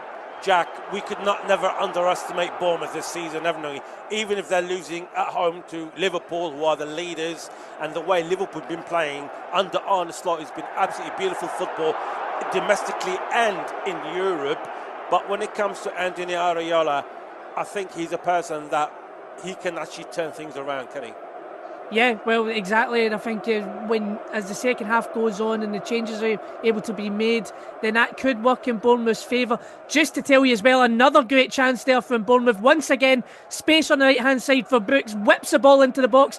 Kluivert's there, kicks it on the volley, but it's Kanate who's in front of it to stop it from going goalwards. So, again, another chance there for Bournemouth in the second half, and we're not even 2 minutes in. Thank you very much, Jack. Next, let's go to Luke Charlton, who's watching Ipswich against Southampton. Has there been any changes at half-time? Yes, there has been an enforced one for Southampton through injury. Taylor Harwood-Bellis has had to be withdrawn and has been replaced by the experienced Jack Stevens in centre-half. So it's a like-for-like change and shouldn't change too much of the momentum or shape for Southampton. But it's certainly going to be a miss because Harwood-Bellis is very much a leader at the back for them there. So it'll be an interesting one to watch, particularly Liam Delap, who's been running on that left-hand channel, which Jack Stevens will have to get up to speed quite quickly here. And with 5 minutes gone, it's still pretty cagey here in the second half. But it'll be interesting to see how things open up as the game reaches the latter stages. But I'll keep you posted. It's still 1-1. I mean, Luke, Southampton, they've only got 7 points. If we consider they are, with that draw at the moment, Ipswich with that point, they'll go above Leicester on goal difference, both on 17 points, and they'll be above the relegation zone. I mean, surely Ipswich probably would have heard at half-time that Leicester is being demolished away to Everton. Surely Kieran McKenna will think this is his chance to get that extra 2 points and keep them away from that relegation zone. You'd certainly think so, and I'm pretty sure the players will be more buoyant than ever to take advantage of the fact that Everton are doing them a favour by really hammering Leicester at the moment. So they're going to want to really see this as an opportunity to get the 3 points here, and anything less is a bit of a wasted opportunity. But for Southampton, obviously, it's crucial that they get all the points here, because in a game like this, they're going to have to try and pick their fixtures now with the remaining games left in the season to have any chance of staying up, because they're so far adrift at the bottom. Every point will count. So if they feel that there's something to be taken here, they'll certainly be pushing for it in the final minutes of the match. So it could be really open, and the final 15 minutes will be really interesting here. Thank you very much, Luke. Next, let's go to Paul James. Second half started, Paul. Newcastle 1, Fulham 0. Have we got any team changes? No team changes, but I'll tell you what, Fulham have just come out like a freight train. 4 chances for Fulham at the start of this second half. One for Adama Traore. He took too long to shoot, had far too much time. And then 2 opportunities for Emil Smith-Rowe. The first one was a weak effort right at the goalkeeper. The second one forced a really good save from the edge of the area, had Dubravnik going down to his left-hand side and palming it away. Finally, an Adama Traore cross found Calvin Bassey in the box, but his header was just over the crossbar. 5 minutes gone in the second half. It's Newcastle 1, Fulham 0, but for how long? Thank you very much, Paul. I'll be chatting with Paul later on the big game tomorrow, which will be between Arsenal and Manchester City at some stage in the next few minutes. But first, let's go to Jacob Collick. Jacob, the second half kicked off in a game between Everton and Leicester. Is there any team changes at the moment? No team changes, which is perhaps surprising considering the first half that Leicester had. Ruud van Nistelrooy has shown faith in the Leicester defence. The beginning of this second half hasn't been exactly rip-roaring like it was in the first half. There wasn't a goal after 10 seconds, but Leicester are looking like they maybe have a little bit more confidence, a little bit more composure. All they have to do now is keep that for 45 minutes and score 3 goals. It's Everton 3, Leicester 0. I mean, considering that Ipswich are drawing at the moment 1-1 at home to Southampton, which is another big game in the relegation battle, that keeps Ipswich just above Leicester on goal difference. You would think, considering the match that involved in it, probably Leicester looking at damage limitation to keep it as it is, just to make sure it doesn't get any worse goal difference wise. I mean, I think they have to be looking at it as damage limitation with the negative 27 goal difference that they have. It's only worse than Southampton's minus 37. So unless they concede 10, another 10 here today, they're not going to be getting worse than that. But they're falling away from Wolves' goal difference, which is minus 20, who play later today. So that really will be important towards the end of the season. There's only a point between Ipswich, Leicester and Wolves. And so really preventing those goals from going in. You may not get the points, but at the very least you can cling on with goal difference at the very end of the season. Thank you very much, Jacob. Let's go back to Jack Hesson, because you've seen 2 yellow cards for both teams here. Yeah, and then a good chance at the end for Bournemouth. It's been a lively one. The 2 yellow cards, the 2 Ryans on either side of the team. First one for Ryan Christie, the Scotland international, for pulling down Alexis McAllister when Liverpool were on the attack. Ryan Gravenberch got booked for Liverpool for a very similar foul. The resulting free kick, Bournemouth played it quickly, shot. Ryan Christie then finds a neat pass to split the Liverpool defence to Semenyo. Semenyo bearing down on goal. Alisson comes out quickly to it, makes it difficult for Semenyo, and the chance goes away. But Bournemouth in the second half have certainly had the brunt of all the chances at the moment. 52 minutes on the clock, still Bournemouth 0, Liverpool 1. Live and exclusive to Barilla FM. You are tuned in to Football Live. Every Saturday afternoon from 4 o'clock. Join us right here on Briller FM for Football Live. Oh, yes! Unrivaled action-packed coverage of the big Premier League action. And that's no exaggeration. Taking the action to you, the listener. This is just incredible. All of the goals. It was a super strike, it has to be said. All the key action. It is a fantastic strike. Cutting-edge opinion. He's just not the right guy. Expert analysis. So I'm quite impressed the way they played. Brilliant coverage from our team of reporters. 5 goals for Chelsea, 3 goals for Cole Palmer. There's only one place to be on a Saturday afternoon, and that's right here on Briller FM for Football Live.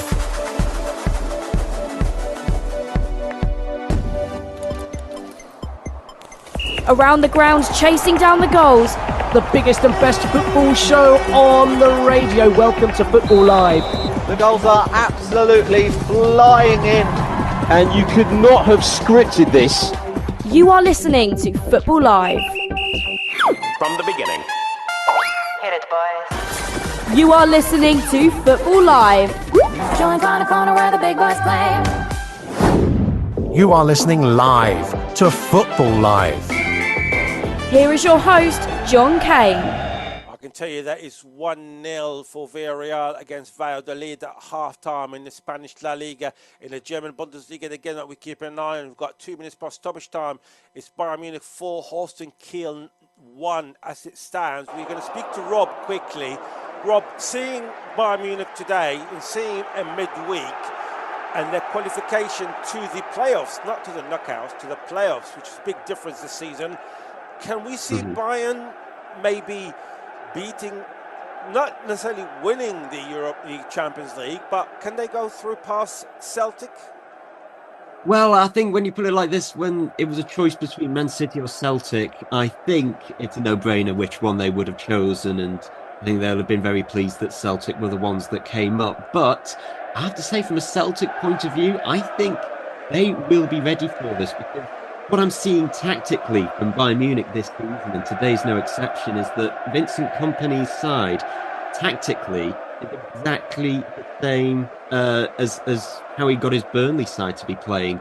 And that, against big clubs, has many flaws. I mean, it hasn't been that way today against Holstein Kiel, but with all due to respect to Holstein Kiel, they're not exactly a big club. But I think Celtic will certainly be ready and gearing up for a Vincent Kompany side who, like I say, there is quite a few flaws in this. And when you consider that there are several other teams in the Champions League, especially the top 8 finishers, because if Bayern do go through, they'll be against one of the teams that finished in the top 8, which again piles on the pressure.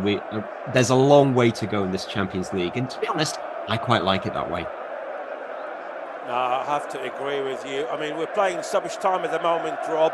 I believe it's 3 minutes of stoppage time in the game between Bayern and Holstein Kiel. Is game, set and match, and surely that puts the pressure on Bayer Leverkusen for tomorrow's game against Hoffenheim. Very much so, and Hoffenheim, they haven't had the rosiest of seasons. They failed to reach the playoff stage in their Europa League campaign earlier this week.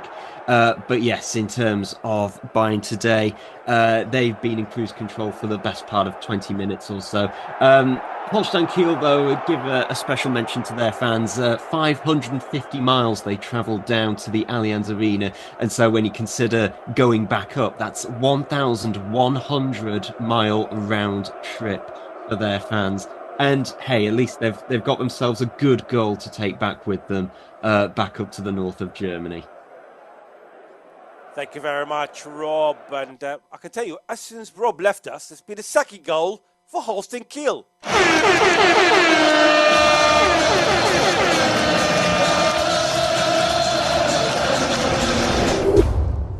And not only that, Fulham have equalised.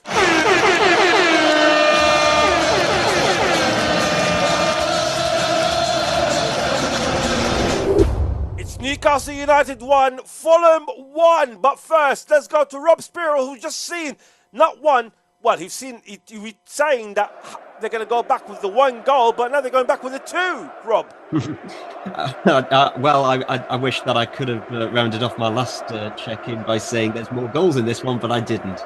But yes, it is Skripski, the Holstein Kiel goal scorer, 4-2.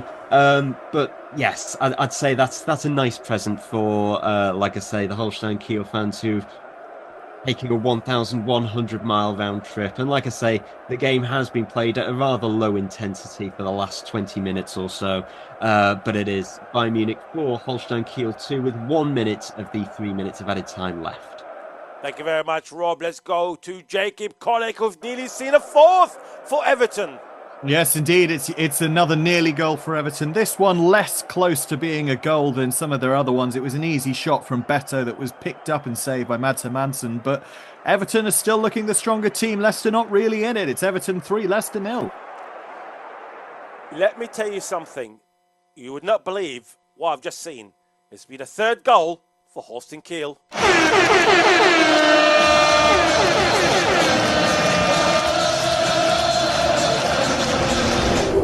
It's Bayern Munich 4, Holstein Kiel 3 with seconds to go.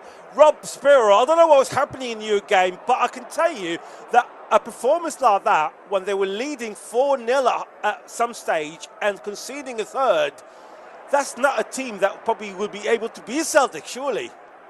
Yeah, it's certainly vouched for that. And you just think, if only this happened 5 minutes ago, then we'd be right in for a grandstand finish going into the final minutes. And but it is Skripski again who scored Kiel's 2nd goal, who got the goal on this occasion.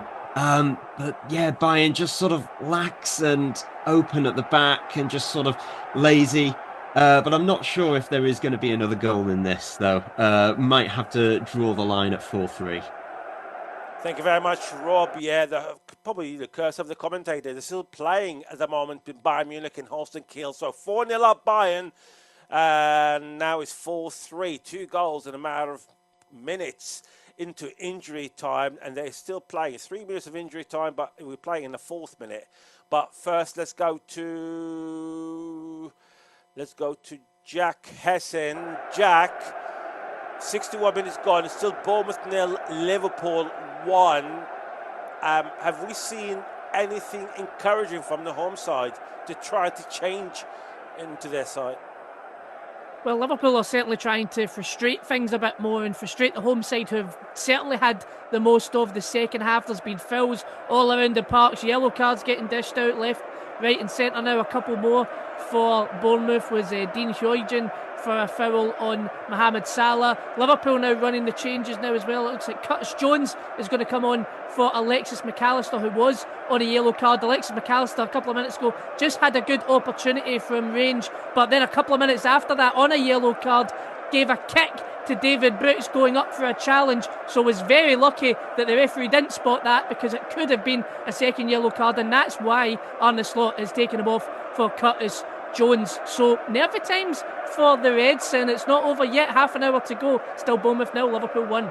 Jack, while you're here, I have to ask you that question. You were listening to what's been happening to Bayern Munich. They were 4-0 up. It ended up 4-3. It is full-time, so we're going to Rob Spirall for a full-time report. But you, as a Celtic fan, surely you were very happy to have Bayern Munich instead of Real Madrid. Well, I think that was what every Celtic fan was thinking going into that, really, was Bayern Munich or Real Madrid. I think you're going to take Bayern Munich over that, even though it's not really a nice choice one way or another. And for Celtic, really, it's a case of making sure that everybody's fit for that game against Bayern Munich in a couple of weeks. They've still got time to try and get a couple of players in. They've lost their main striker, Kyogo Furuhashi, to Rennes, but they brought back their star winger from Rennes, Jota, who's went the other way. So things coming and going for Celtic. If they can keep everybody fit for that game, it's certainly the one at Parkhead, it's going to be an interesting encounter if Celtic can get a foothold in the game. And as you mentioned as well, Vincent Kompany, relative novice in managerial football, up against a much more experienced head in Brendan Rodgers. Bayern Munich certainly have the players to cause Celtic an immense amount of damage, but if Celtic can catch them on an off day, and if Brendan Rodgers can try and get the better of a much more novice manager, could be an interesting tie. Jack Hassan, thank you very much. He's watching the game between Bournemouth and Liverpool. Liverpool leading by a 0-0, and of course we could not ask Jack on his opinions, being a Celtic fan, regarding Celtic playing Bayern Munich in the next phase of the Champions League. Well, we did say that Fulham has scored. It is Jimenez, but let's speak to Paul James to tell us more about that goal. And was that deserved equaliser for the away side? Oh yes, it's been coming since the start of the second half. It's just been relentless pressure from Fulham from the start of the second half. And this goal was scored by Raul Jimenez, who started the move himself. Excuse me. A poor giveaway by Sandro Tonali was picked up by Raul Jimenez. He played it out to Adama Traore, across to Timothy Castagne. Castagne drilled the ball into the middle. Raul Jimenez was there to get on the end of it. Took a deflection from Fabian Schär, diverted it away from Martin Dubravka. It's Newcastle 1, Fulham 1. Newcastle on the verge of making a couple of changes. Thank you very much, Paul. Let's go to Jacob Collick, who's watching Everton against Leicester. I believe there's changes for Leicester, but is that going to be an attacking one, or, as we mentioned earlier, a damage limitation? Well, it's actually both. Caleb Akoli has come on in defence for Yannick Vestergaard, and Patson Daka for Jamie Vardy, who managed only 9 touches for Leicester that game. Not particularly impressive for the 38-year-old, but then there wasn't exactly much being provided to him. Really, I think it's more of an attempt to get some youth, some experience. Akoli and Patson Daka both fairly young, especially when you compare them to Jamie Vardy and Yannick Vestergaard. There's still half an hour to go, but Leicester are not looking like they're getting back into this game just yet. But maybe these changes will change that. It's Everton 3, Leicester 0, 63 minutes in. Thank you very much, Jacob. I'll tell you, the game in between Bayern Munich and Holstein Kiel, it finished Bayern 4, Holstein Kiel 3. And for the full-time report was Rob Sparrow. Yes, well, it finished here. Bayern Munich 4, Holstein Kiel 3. The result never really in doubt, as Bayern went into half-time with a 2-goal lead, and then within 10 minutes of the second half, doubled that lead to 4-0. But it was in the final half hour that Holstein Kiel finally got themselves a goal back through an excellent strike from Finn Porat, and then 2 stoppage time goals from Skripski brought it back to 4-3 to try and find a grandstand finish to the game. Well, if you're Holstein Kiel, I think they will be happy. Marcel Rapp's side can be can take a lot of positives from today's game to have gone to the Allianz Arena, scored 3 goals, and they are fighting to stay in the Bundesliga, because going into today, they were 2 points off Heidenheim in the relegation playoff place and 6 points off safety altogether. Their form has been inconsistent, but about mid-table form, you would say, since the winter break. So there is still fight in this team, and I don't think today would have hurt their chances. But as for today, it has finished here at the Allianz Arena. Bayern Munich 4, Holstein Kiel 3. Rob Spiro, thank you very much for today. It's been tremendous reporting and a great result for Bayern Munich. Only just, shall I say. Well, let's give you the rest of the remainder of the Bundesliga scores from today. As you just heard, Bayern Munich 4, Holstein Kiel 3, Bochum 0, Freiburg 1, Heidenheim 1, Borussia Dortmund 2, St. Pauli 1, Augsburg 1, and Stuttgart 1, Borussia Mönchengladbach 2.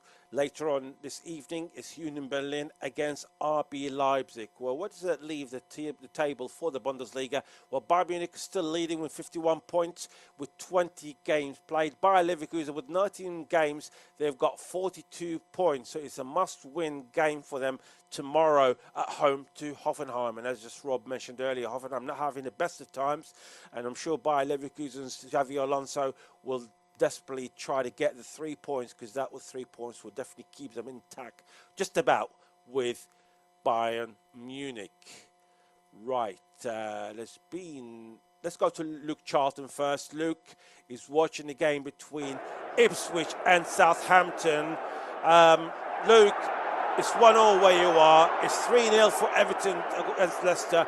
That scoreline, surely, it's not perfect for Ipswich fans, but bit better knowing that Leicester has conceded the 3 goals and that keeping them outside the relegation.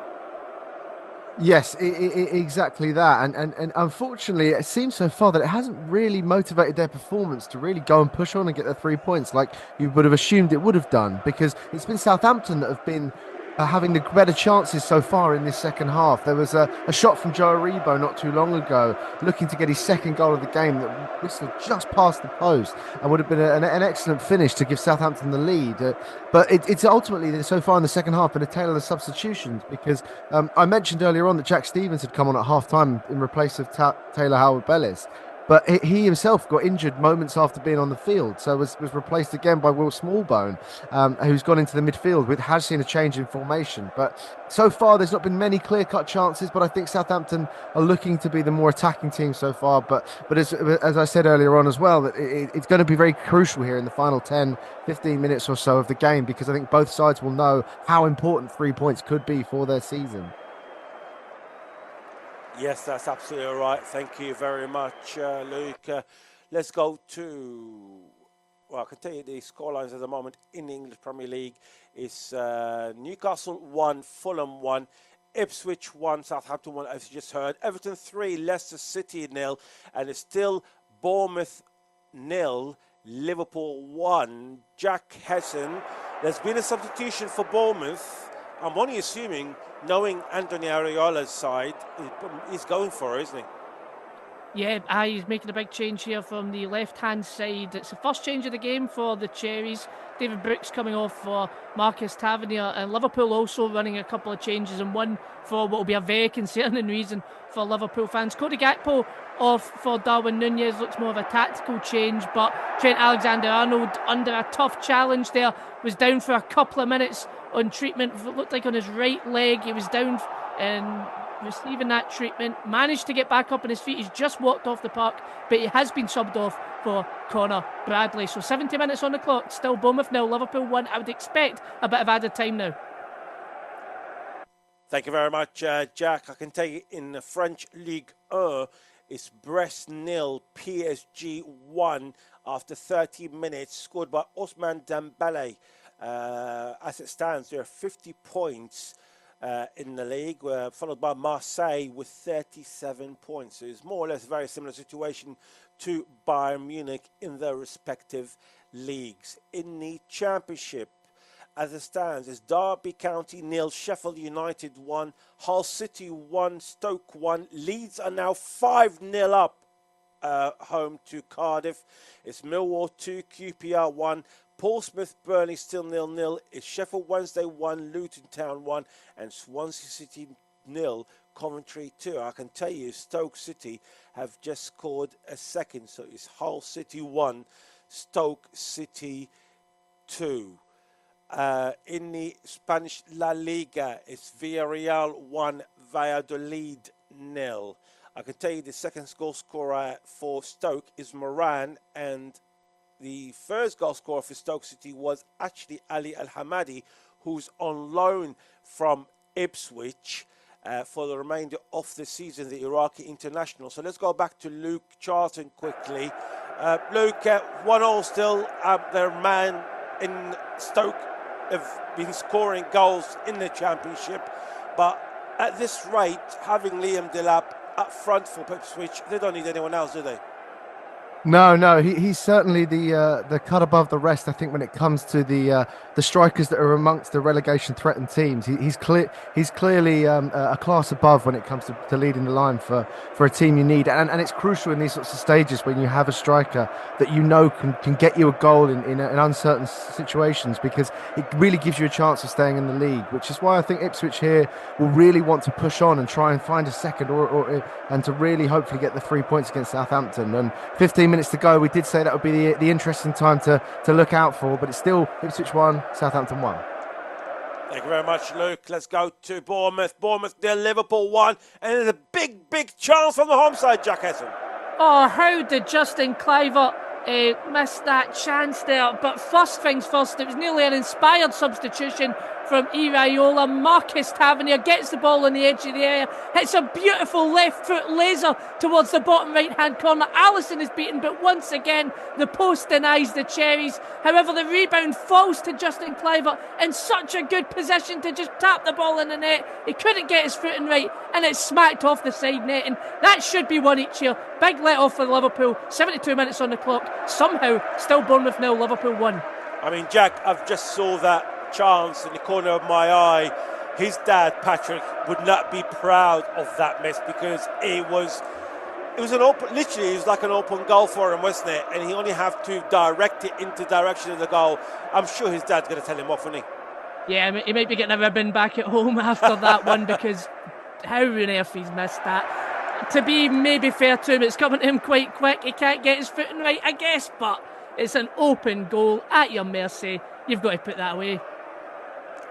Absolutely. Thank you very much, Jack. It's Everton 3, Leicester 0, Ipswich 1, Southampton 1, Newcastle 1, Fulham 1. Well, Jack Hassan was just talking about that big miss by Justin Kluivert. Well, they paid the price.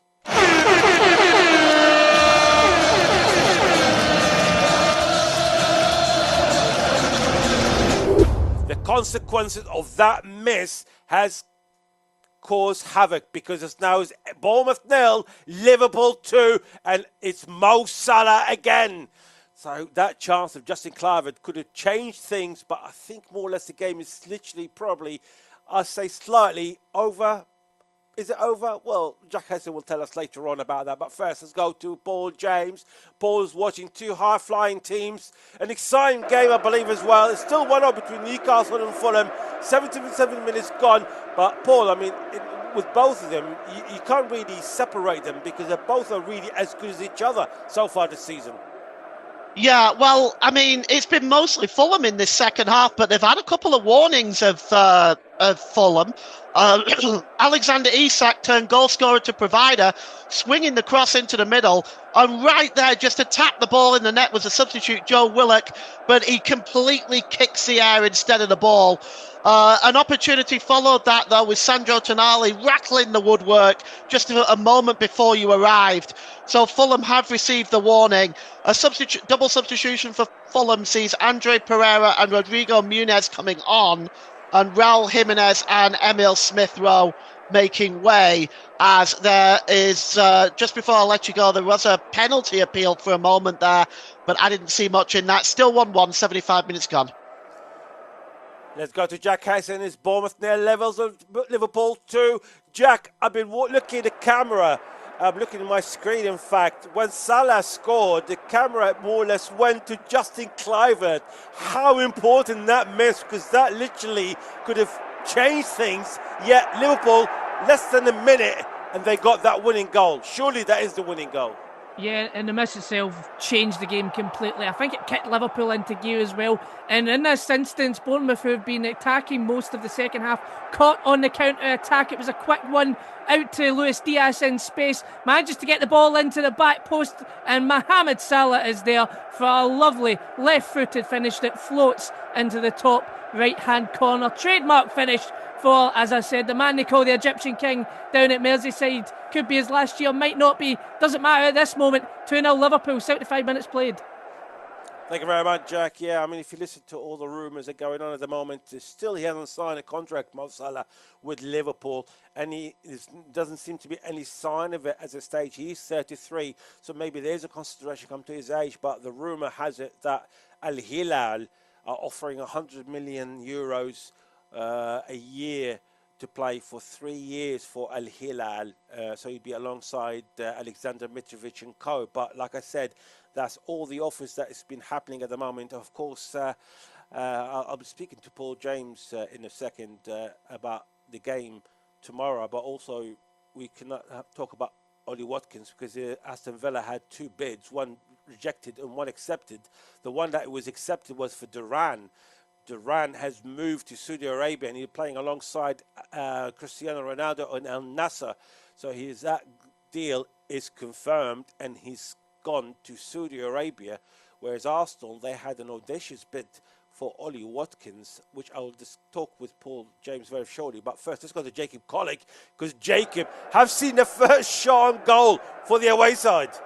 Yes, Leicester won a free kick. Jordan Ayew wasted it, but the ball was recycled. Eventually got to Patson Daka, who fired a shot straight at Jordan Pickford, who set about immediately abusing his centre-backs for giving him too much space. The ball was launched and quickly got to the other end of the pitch, and Everton very nearly made it 4. Jesper Lindstrom fired at goal, aiming to score his first goal for the club, but Hermansen got down well and saved it. It was his last action of the game, before he was replaced by Ashley Young, the ever youthful Ashley Young. But Leicester, that's the best chance they've had all game.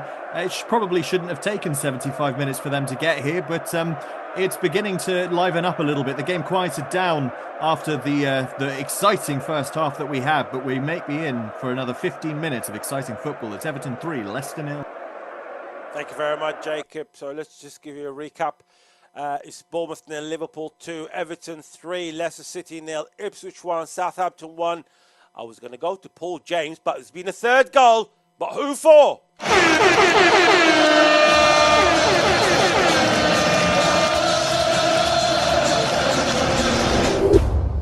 It's Newcastle United 1, Fulham 2. They scored their second goal in the 82nd minute. We did say that regardless of where they're playing, both teams are as good as each other. They're both high-flying teams. They're both playing beautiful football. They're both in the right side of the table, but this time it's Fulham who have taken the lead. They were 1-0 down at one stage, and now it's Newcastle 1, Fulham 2. I can tell you there is a VAR on that. We are used to VAR, but this one seems to be given a VAR more or less straight away.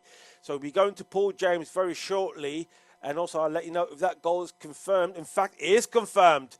The goal does stand. It's Newcastle 1, Fulham 2. We'll be going to Paul very shortly. I can tell you that in the La Liga, it's been a second goal for Villarreal. It's Villarreal 2, Valladolid 0. And the goal that is scored for Fulham is through Muniz. The guy does love scoring, doesn't he? Jimenez has been playing most of the time this season, but when Muniz does come in, he does cause a threat for that Fulham side. Let's go back to Jack Hesson. Jack, 10 minutes to go in Eurogame. It's still Bournemouth 0, Liverpool 2. Has there been any more changes for Bournemouth trying to change and get at least a point out of this game?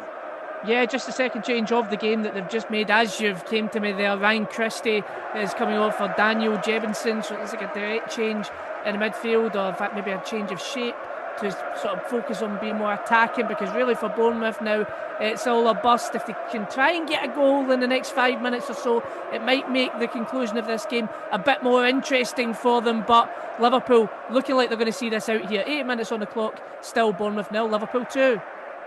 Thank you very much, Jack. I can tell you I've seen that Fulham goal in the corner of my eye. Is actually a beautiful free kick, and the reason why there wasn't VAR on it, because Moniz was the last man on, but he wasn't the last man because there's a player on the other side of the 6-yard box was keeping him on. So it's a very, very bad defensive goal as far as Newcastle is concerned. But nevertheless, you can't take away the set piece that Fulham used to score that goal. We'll hear more about it from Paul James in a second, but I can tell you that Villarreal have just scored a third in the 70th minute. It's Villarreal 3, Valladolid 0 in the Spanish La Liga. In the Championship, it still leads United 5, Cardiff City 0, Hull 1, Stoke City 2, Millwall 2, QPR 1, still 0-0 in the game between Portsmouth and Burnley. It's 1-1 between Sheffield Wednesday and Luton Town. And Swansea 0, Coventry City 3. Let's go to Paul James. Paul, you've seen that second goal to Fulham. I mean, you did mention before the goal was scored that Fulham were more or less the better side in the second half.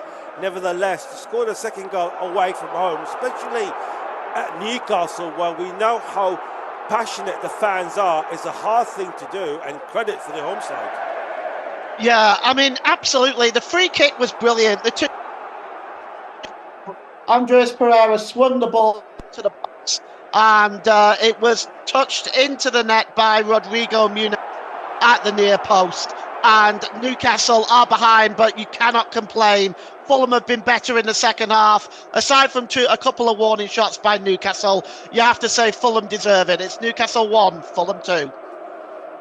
Yes, thank you very much, Paul. Paul, while you're here, of course, you'll be working on the game between Arsenal and Manchester City tomorrow, which is the big game of the weekend in the Premier League. First, I just want to discuss about Ollie Watkins. Arsenal have made a bid, an audacious bid for Ollie Watkins. Of course, that bid was rejected. My concern with that bid is that probably, from my point of view, they made it to the wrong team. Regardless how good Watkins is and how desperate they are for a striker, because at the end of the day, Watkins is playing for Aston Villa side who've just qualified for the second round of the Champions League. It would have been very hard, regardless of the money, it would have been very hard for Villa to lose two important players for them. They've lost Duran. Surely they're not going to lose a player of Watkins' calibre to their rivals, aren't they? Well, there were several reasons why this bid wouldn't have worked. There's nothing wrong with the value. The fair value of the asset, in this case, Ollie Watkins, was valued at 55 million. So there's nothing wrong with the bid at 60 million. The timing of it was not the best, just before a Champions League game. But also it's very unlikely that a side like Aston Villa are going to let someone like Ollie Watkins go to a Champions League chasing rival. So I think the bid was problematic from the start. No, absolutely. It was problematic. But, I mean, they've considered Isaac, haven't they? They've gone for Watkins. The time is running out for Arsenal for a strike at the moment, isn't it? I don't think they'll pick anybody up before the end of the window. Picking up a striker of the quality that Arsenal need is just about impossible in the transfer window in January. And let's face it, they are still in the Champions League, of course, but it's really their only hope of any kind of silverware this season. They're already 2-0 down to Newcastle in the Champions League from the home leg. It's not likely they're going to come back and win that one back. So I think the league is not going to be won either. I think the Champions League is Arsenal's best chance, but I think it's unlikely that they're going to win that either. So attracting the type of talent you need, it's very challenging at this time. No, absolutely. And finally, Paul, what is your prediction for a big game? Regardless of their league position, it's always been a very, very hard to predict because they're both big clubs. They've both got the players that they can win these games. So it's not easy, isn't it? Yeah, I mean, it's very difficult. You see, a few weeks ago I would have said an Arsenal victory. Now I'm not quite so sure. The signing of Omar Mamouche has eliminated a lot of problems that Arsenal had in their... that Manchester City have had going forward. They're looking for that one player that's going to make those runs, and he's been doing that. I personally think City will win this one with the players that they've got and the squad that they've got. I think they'll win this. It's going to be very tight, though, maybe 2-1. Thank you very much, Paul. I mean, I don't know what Paul worried about because even Tottenham beat Man City 4-0 a few weeks ago. But hey, what do I know? But there's been a third goal in the game between Ipswich and Southampton.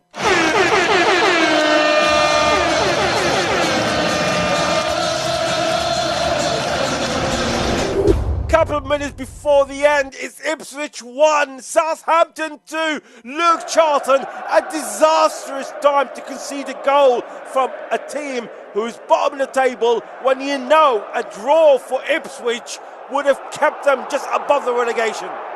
Exactly that. The momentum has completely shifted here with Southampton taking the lead through Nigerian Paul Onuachu.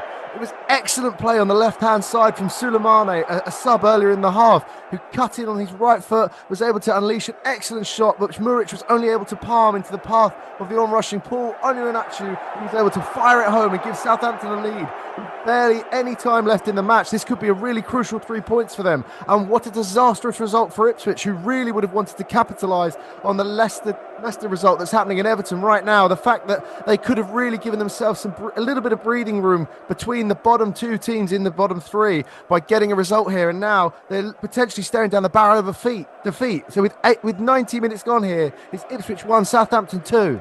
Thank you very much, Luke. I can tell you, we just entered stoppage time. It's going to be 8 minutes. 8 minutes for Ipswich trying to turn it around or get at least a point, because that point is very important. Especially, as Luke said, Leicester are losing, Southampton are down bottom, and a point would have kept them just above the relegation zone, pending, of course, the game later on between Wolverhampton Wanderers and Aston Villa. I'll try to get you the team news for that actually at some stage. In the game between Newcastle and Fulham, they've entered stoppage time. It's 5 minutes of stoppage time in that game. But let's go to Jack Hesson because he's seen another chance for Liverpool. Yeah, chance for Liverpool to treble their lead there, and what an opportunity it was for the substitute Curtis Jones. It was a beautiful ball in from Mohamed Salah into Curtis Jones, who's right slap bang in the middle of the box. It's a free header, but he can't guide it goalwards. And just a few minutes before that, Bournemouth themselves had another chance, but it's just not going in for them today. Some loose possession from Liverpool, allowed the ball to fall to Semenyo just on the edge of the box. He takes it on his stride. It's a lovely hit with his right foot, and it just skims a yard wide of the post to the left-hand side. So for Bournemouth, nothing is going right for them, and Liverpool cruising to victory. 88 minutes on the clock. Bournemouth 0, Liverpool 2.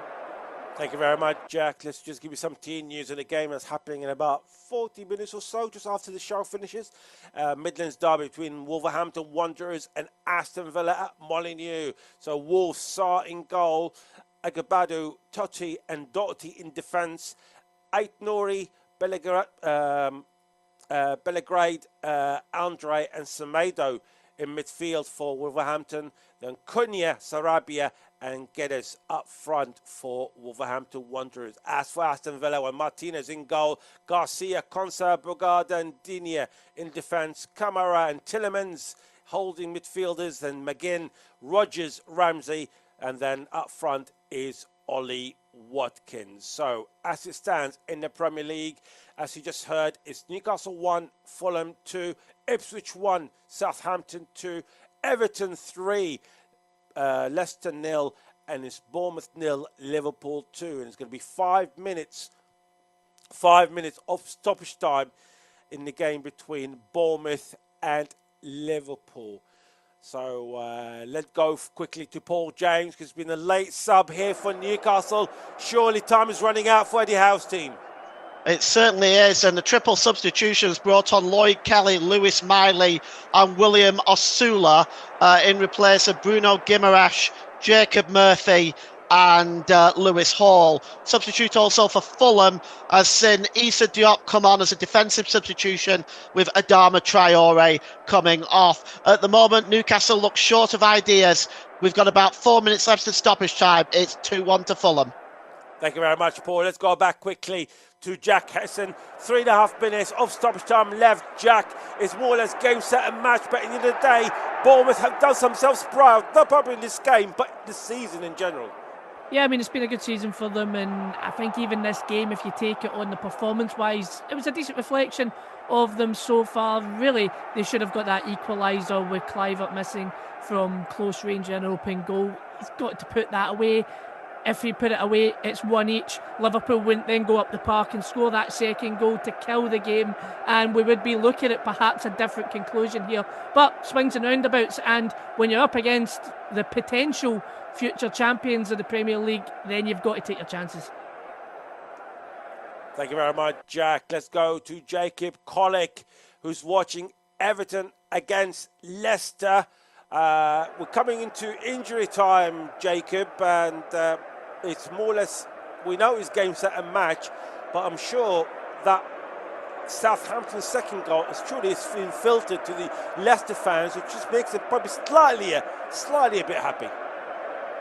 I mean, maybe happy is a strong word, but the Leicester fans certainly won't be as fearful as they were before, knowing that as it stands, they remain outside the relegation zone. Everton 3, Leicester 0. Jack Harrison just came on for Beto and nearly put Everton 4-0 up. But as it stands, it remains that way. It looks fairly quiet. We'll see if there'll be another goal.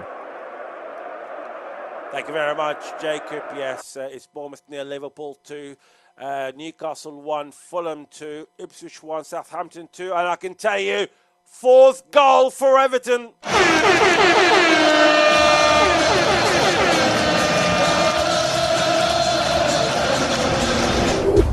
Always trust our reporters when they say something. Jacob Collick was expecting a 4th, and guess what? David Moyes provided a 4th. So it's Everton 4, Leicester City 0. And 3 minutes of injury time is being played as well. But first, let's go to Luke Charlton. Luke, 3 minutes of stoppage time left of the 8 remaining as Ipswich start throwing the kitchen sink. Well, they're certainly trying, and Kieran McKenna has brought on a couple of substitutions in the shape of Jack Clark and George Hurst to really push to try and salvage a point from this fixture. But as it stands, Southampton are holding out, but the game is starting to get quite bitty with a few yellow cards being given, a few late challenges, tired legs out there on the field at Portman Road. But with 3 minutes left in the injury time here, they could still push to find an equaliser, but it's still Ipswich 1, Southampton 2. Thank you very much, Luke. Let's go back to Jacob Collick. Jacob, you predicted a 4th. You got a 4th. Tell us more. Oh, and it is once again an absolute gift from the Leicester defence. Iliman Ndiaye has put Everton 4-0 up just at the death, and it will be, well, you can't even say devastating for the Leicester fans because they never had much hope after 10 seconds, never mind the 90th minute. But Iliman Ndiaye, pushed forward. He was dribbling into the box. The ball was taken off of him by the Leicester defence, but he got back up, harried the Leicester defence, stole the ball off of them and slipped it past Hermansen. It is embarrassing defending from Leicester, but exactly what David Moyes and the Everton fans would have wanted. It is Everton 4, Leicester 0. Thank you very much, Jacob. Yes, Everton 4, Leicester 0. I can tell you it's full time in the game between Newcastle and Fulham. It finished Newcastle 1, Fulham 2. A big win for Fulham. And I think it's fair to say that Marco Silva is doing a fantastic job at Fulham. Likewise with Eddie Howe. But I think at the end of the day, it comes to what you wanted it more in today's game. They're still playing in a game between Bournemouth and Liverpool. It's Bournemouth 0, Liverpool 2. As you just heard, Everton 4, Leicester City 0. There's about 30 seconds left in the game between Ipswich and Southampton. It's still Ipswich 1, Southampton 2. Well, let's go for the first full-time report. It comes from Paul James. It finished Newcastle 1, Fulham 2. Yes, well, it's been really a game of chances and chances missed, really. With Newcastle possibly could have been 3-0 up at half-time. The first goal came on 37 minutes when Jacob Murphy latched onto a cross from Anthony Gordon. But in the second half, Fulham took over and really took their chances. Raul Jimenez on 62 minutes got the equalising goal before a free kick with a cross into the penalty area that Rodrigo Muniz latched onto on the near post. Newcastle hit the bar twice in this game, Sandro Tonali and Alexander Isak in the second half, but it wasn't enough. Fulham pick up the victory. Newcastle 1, Fulham 2. Thank you very much, Paul. Let's go to Jack Hesson. It's full time. Bournemouth 0, Liverpool 2. A very happy Reds off that town. Yeah, Liverpool go 9 points clear at the top of the Premier League tree, and it is a well-deserved victory in the end, but it could have went so differently had Bournemouth take their chances. And Liverpool opened the scoring with a penalty on half an hour when Lewis Cook tripped Gakpo in the box, and after a lengthy VAR check it was given. Mohamed Salah slotted it in for his 20th goal of the season. Going into the second half, Bournemouth probably had the better brunt of the chances, and that was reflected when Marcus Tavernier's bulleted shot, cannoned off the post, fell to Justin Kluivert from about 5 yards with an open goal, and he missed from that range. Liverpool then went up the park almost 2 minutes later. Luis Diaz setting up to Curtis Jones, to then Mohamed Salah, and Mohamed Salah with a neat finish into the top right hand corner to give Liverpool that second goal, and all 3 points at the Vitality Stadium, a place where Arsenal have came this year, a place where Man City have came this year. Both lost, Liverpool have won here, and it's full time. Bournemouth 0, Liverpool 2. Thank you very much, Jack Hesson. It's full time in the game between Ipswich and Southampton. I believe Luke Charlton, Ipswich could not take advantage of that Leicester defeat elsewhere. They certainly couldn't, and it's a massive 3 points for Southampton as it finishes here. Ipswich 1, Southampton 2.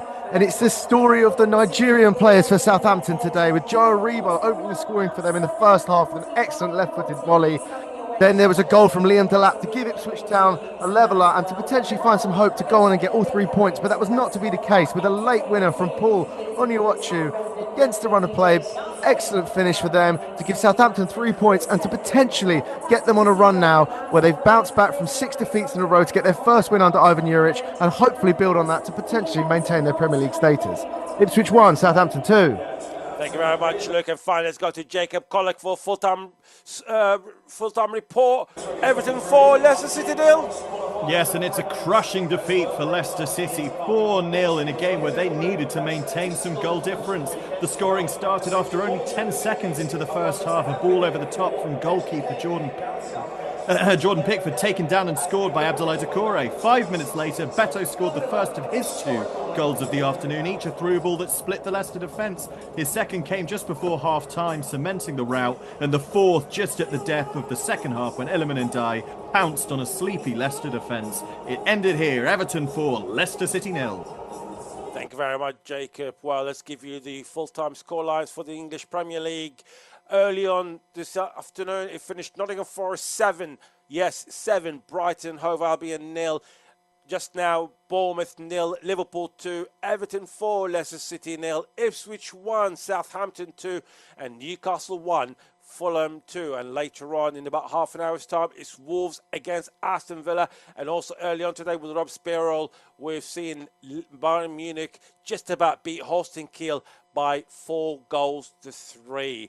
Well, that's what we have for you to come to the end of this session of Football Live. And thank you all for listening. And many thanks to all our excellent reporters who brought you all the goals as they happen. And we'll be back next Saturday with Alice Guildford for another edition for Football Live. I'm John Kane. And until then, goodbye for now. Thank you very much for joining us today on Football Live. We very much appreciate your company. We hope you can join us again next Saturday afternoon when we return right here on Football Live.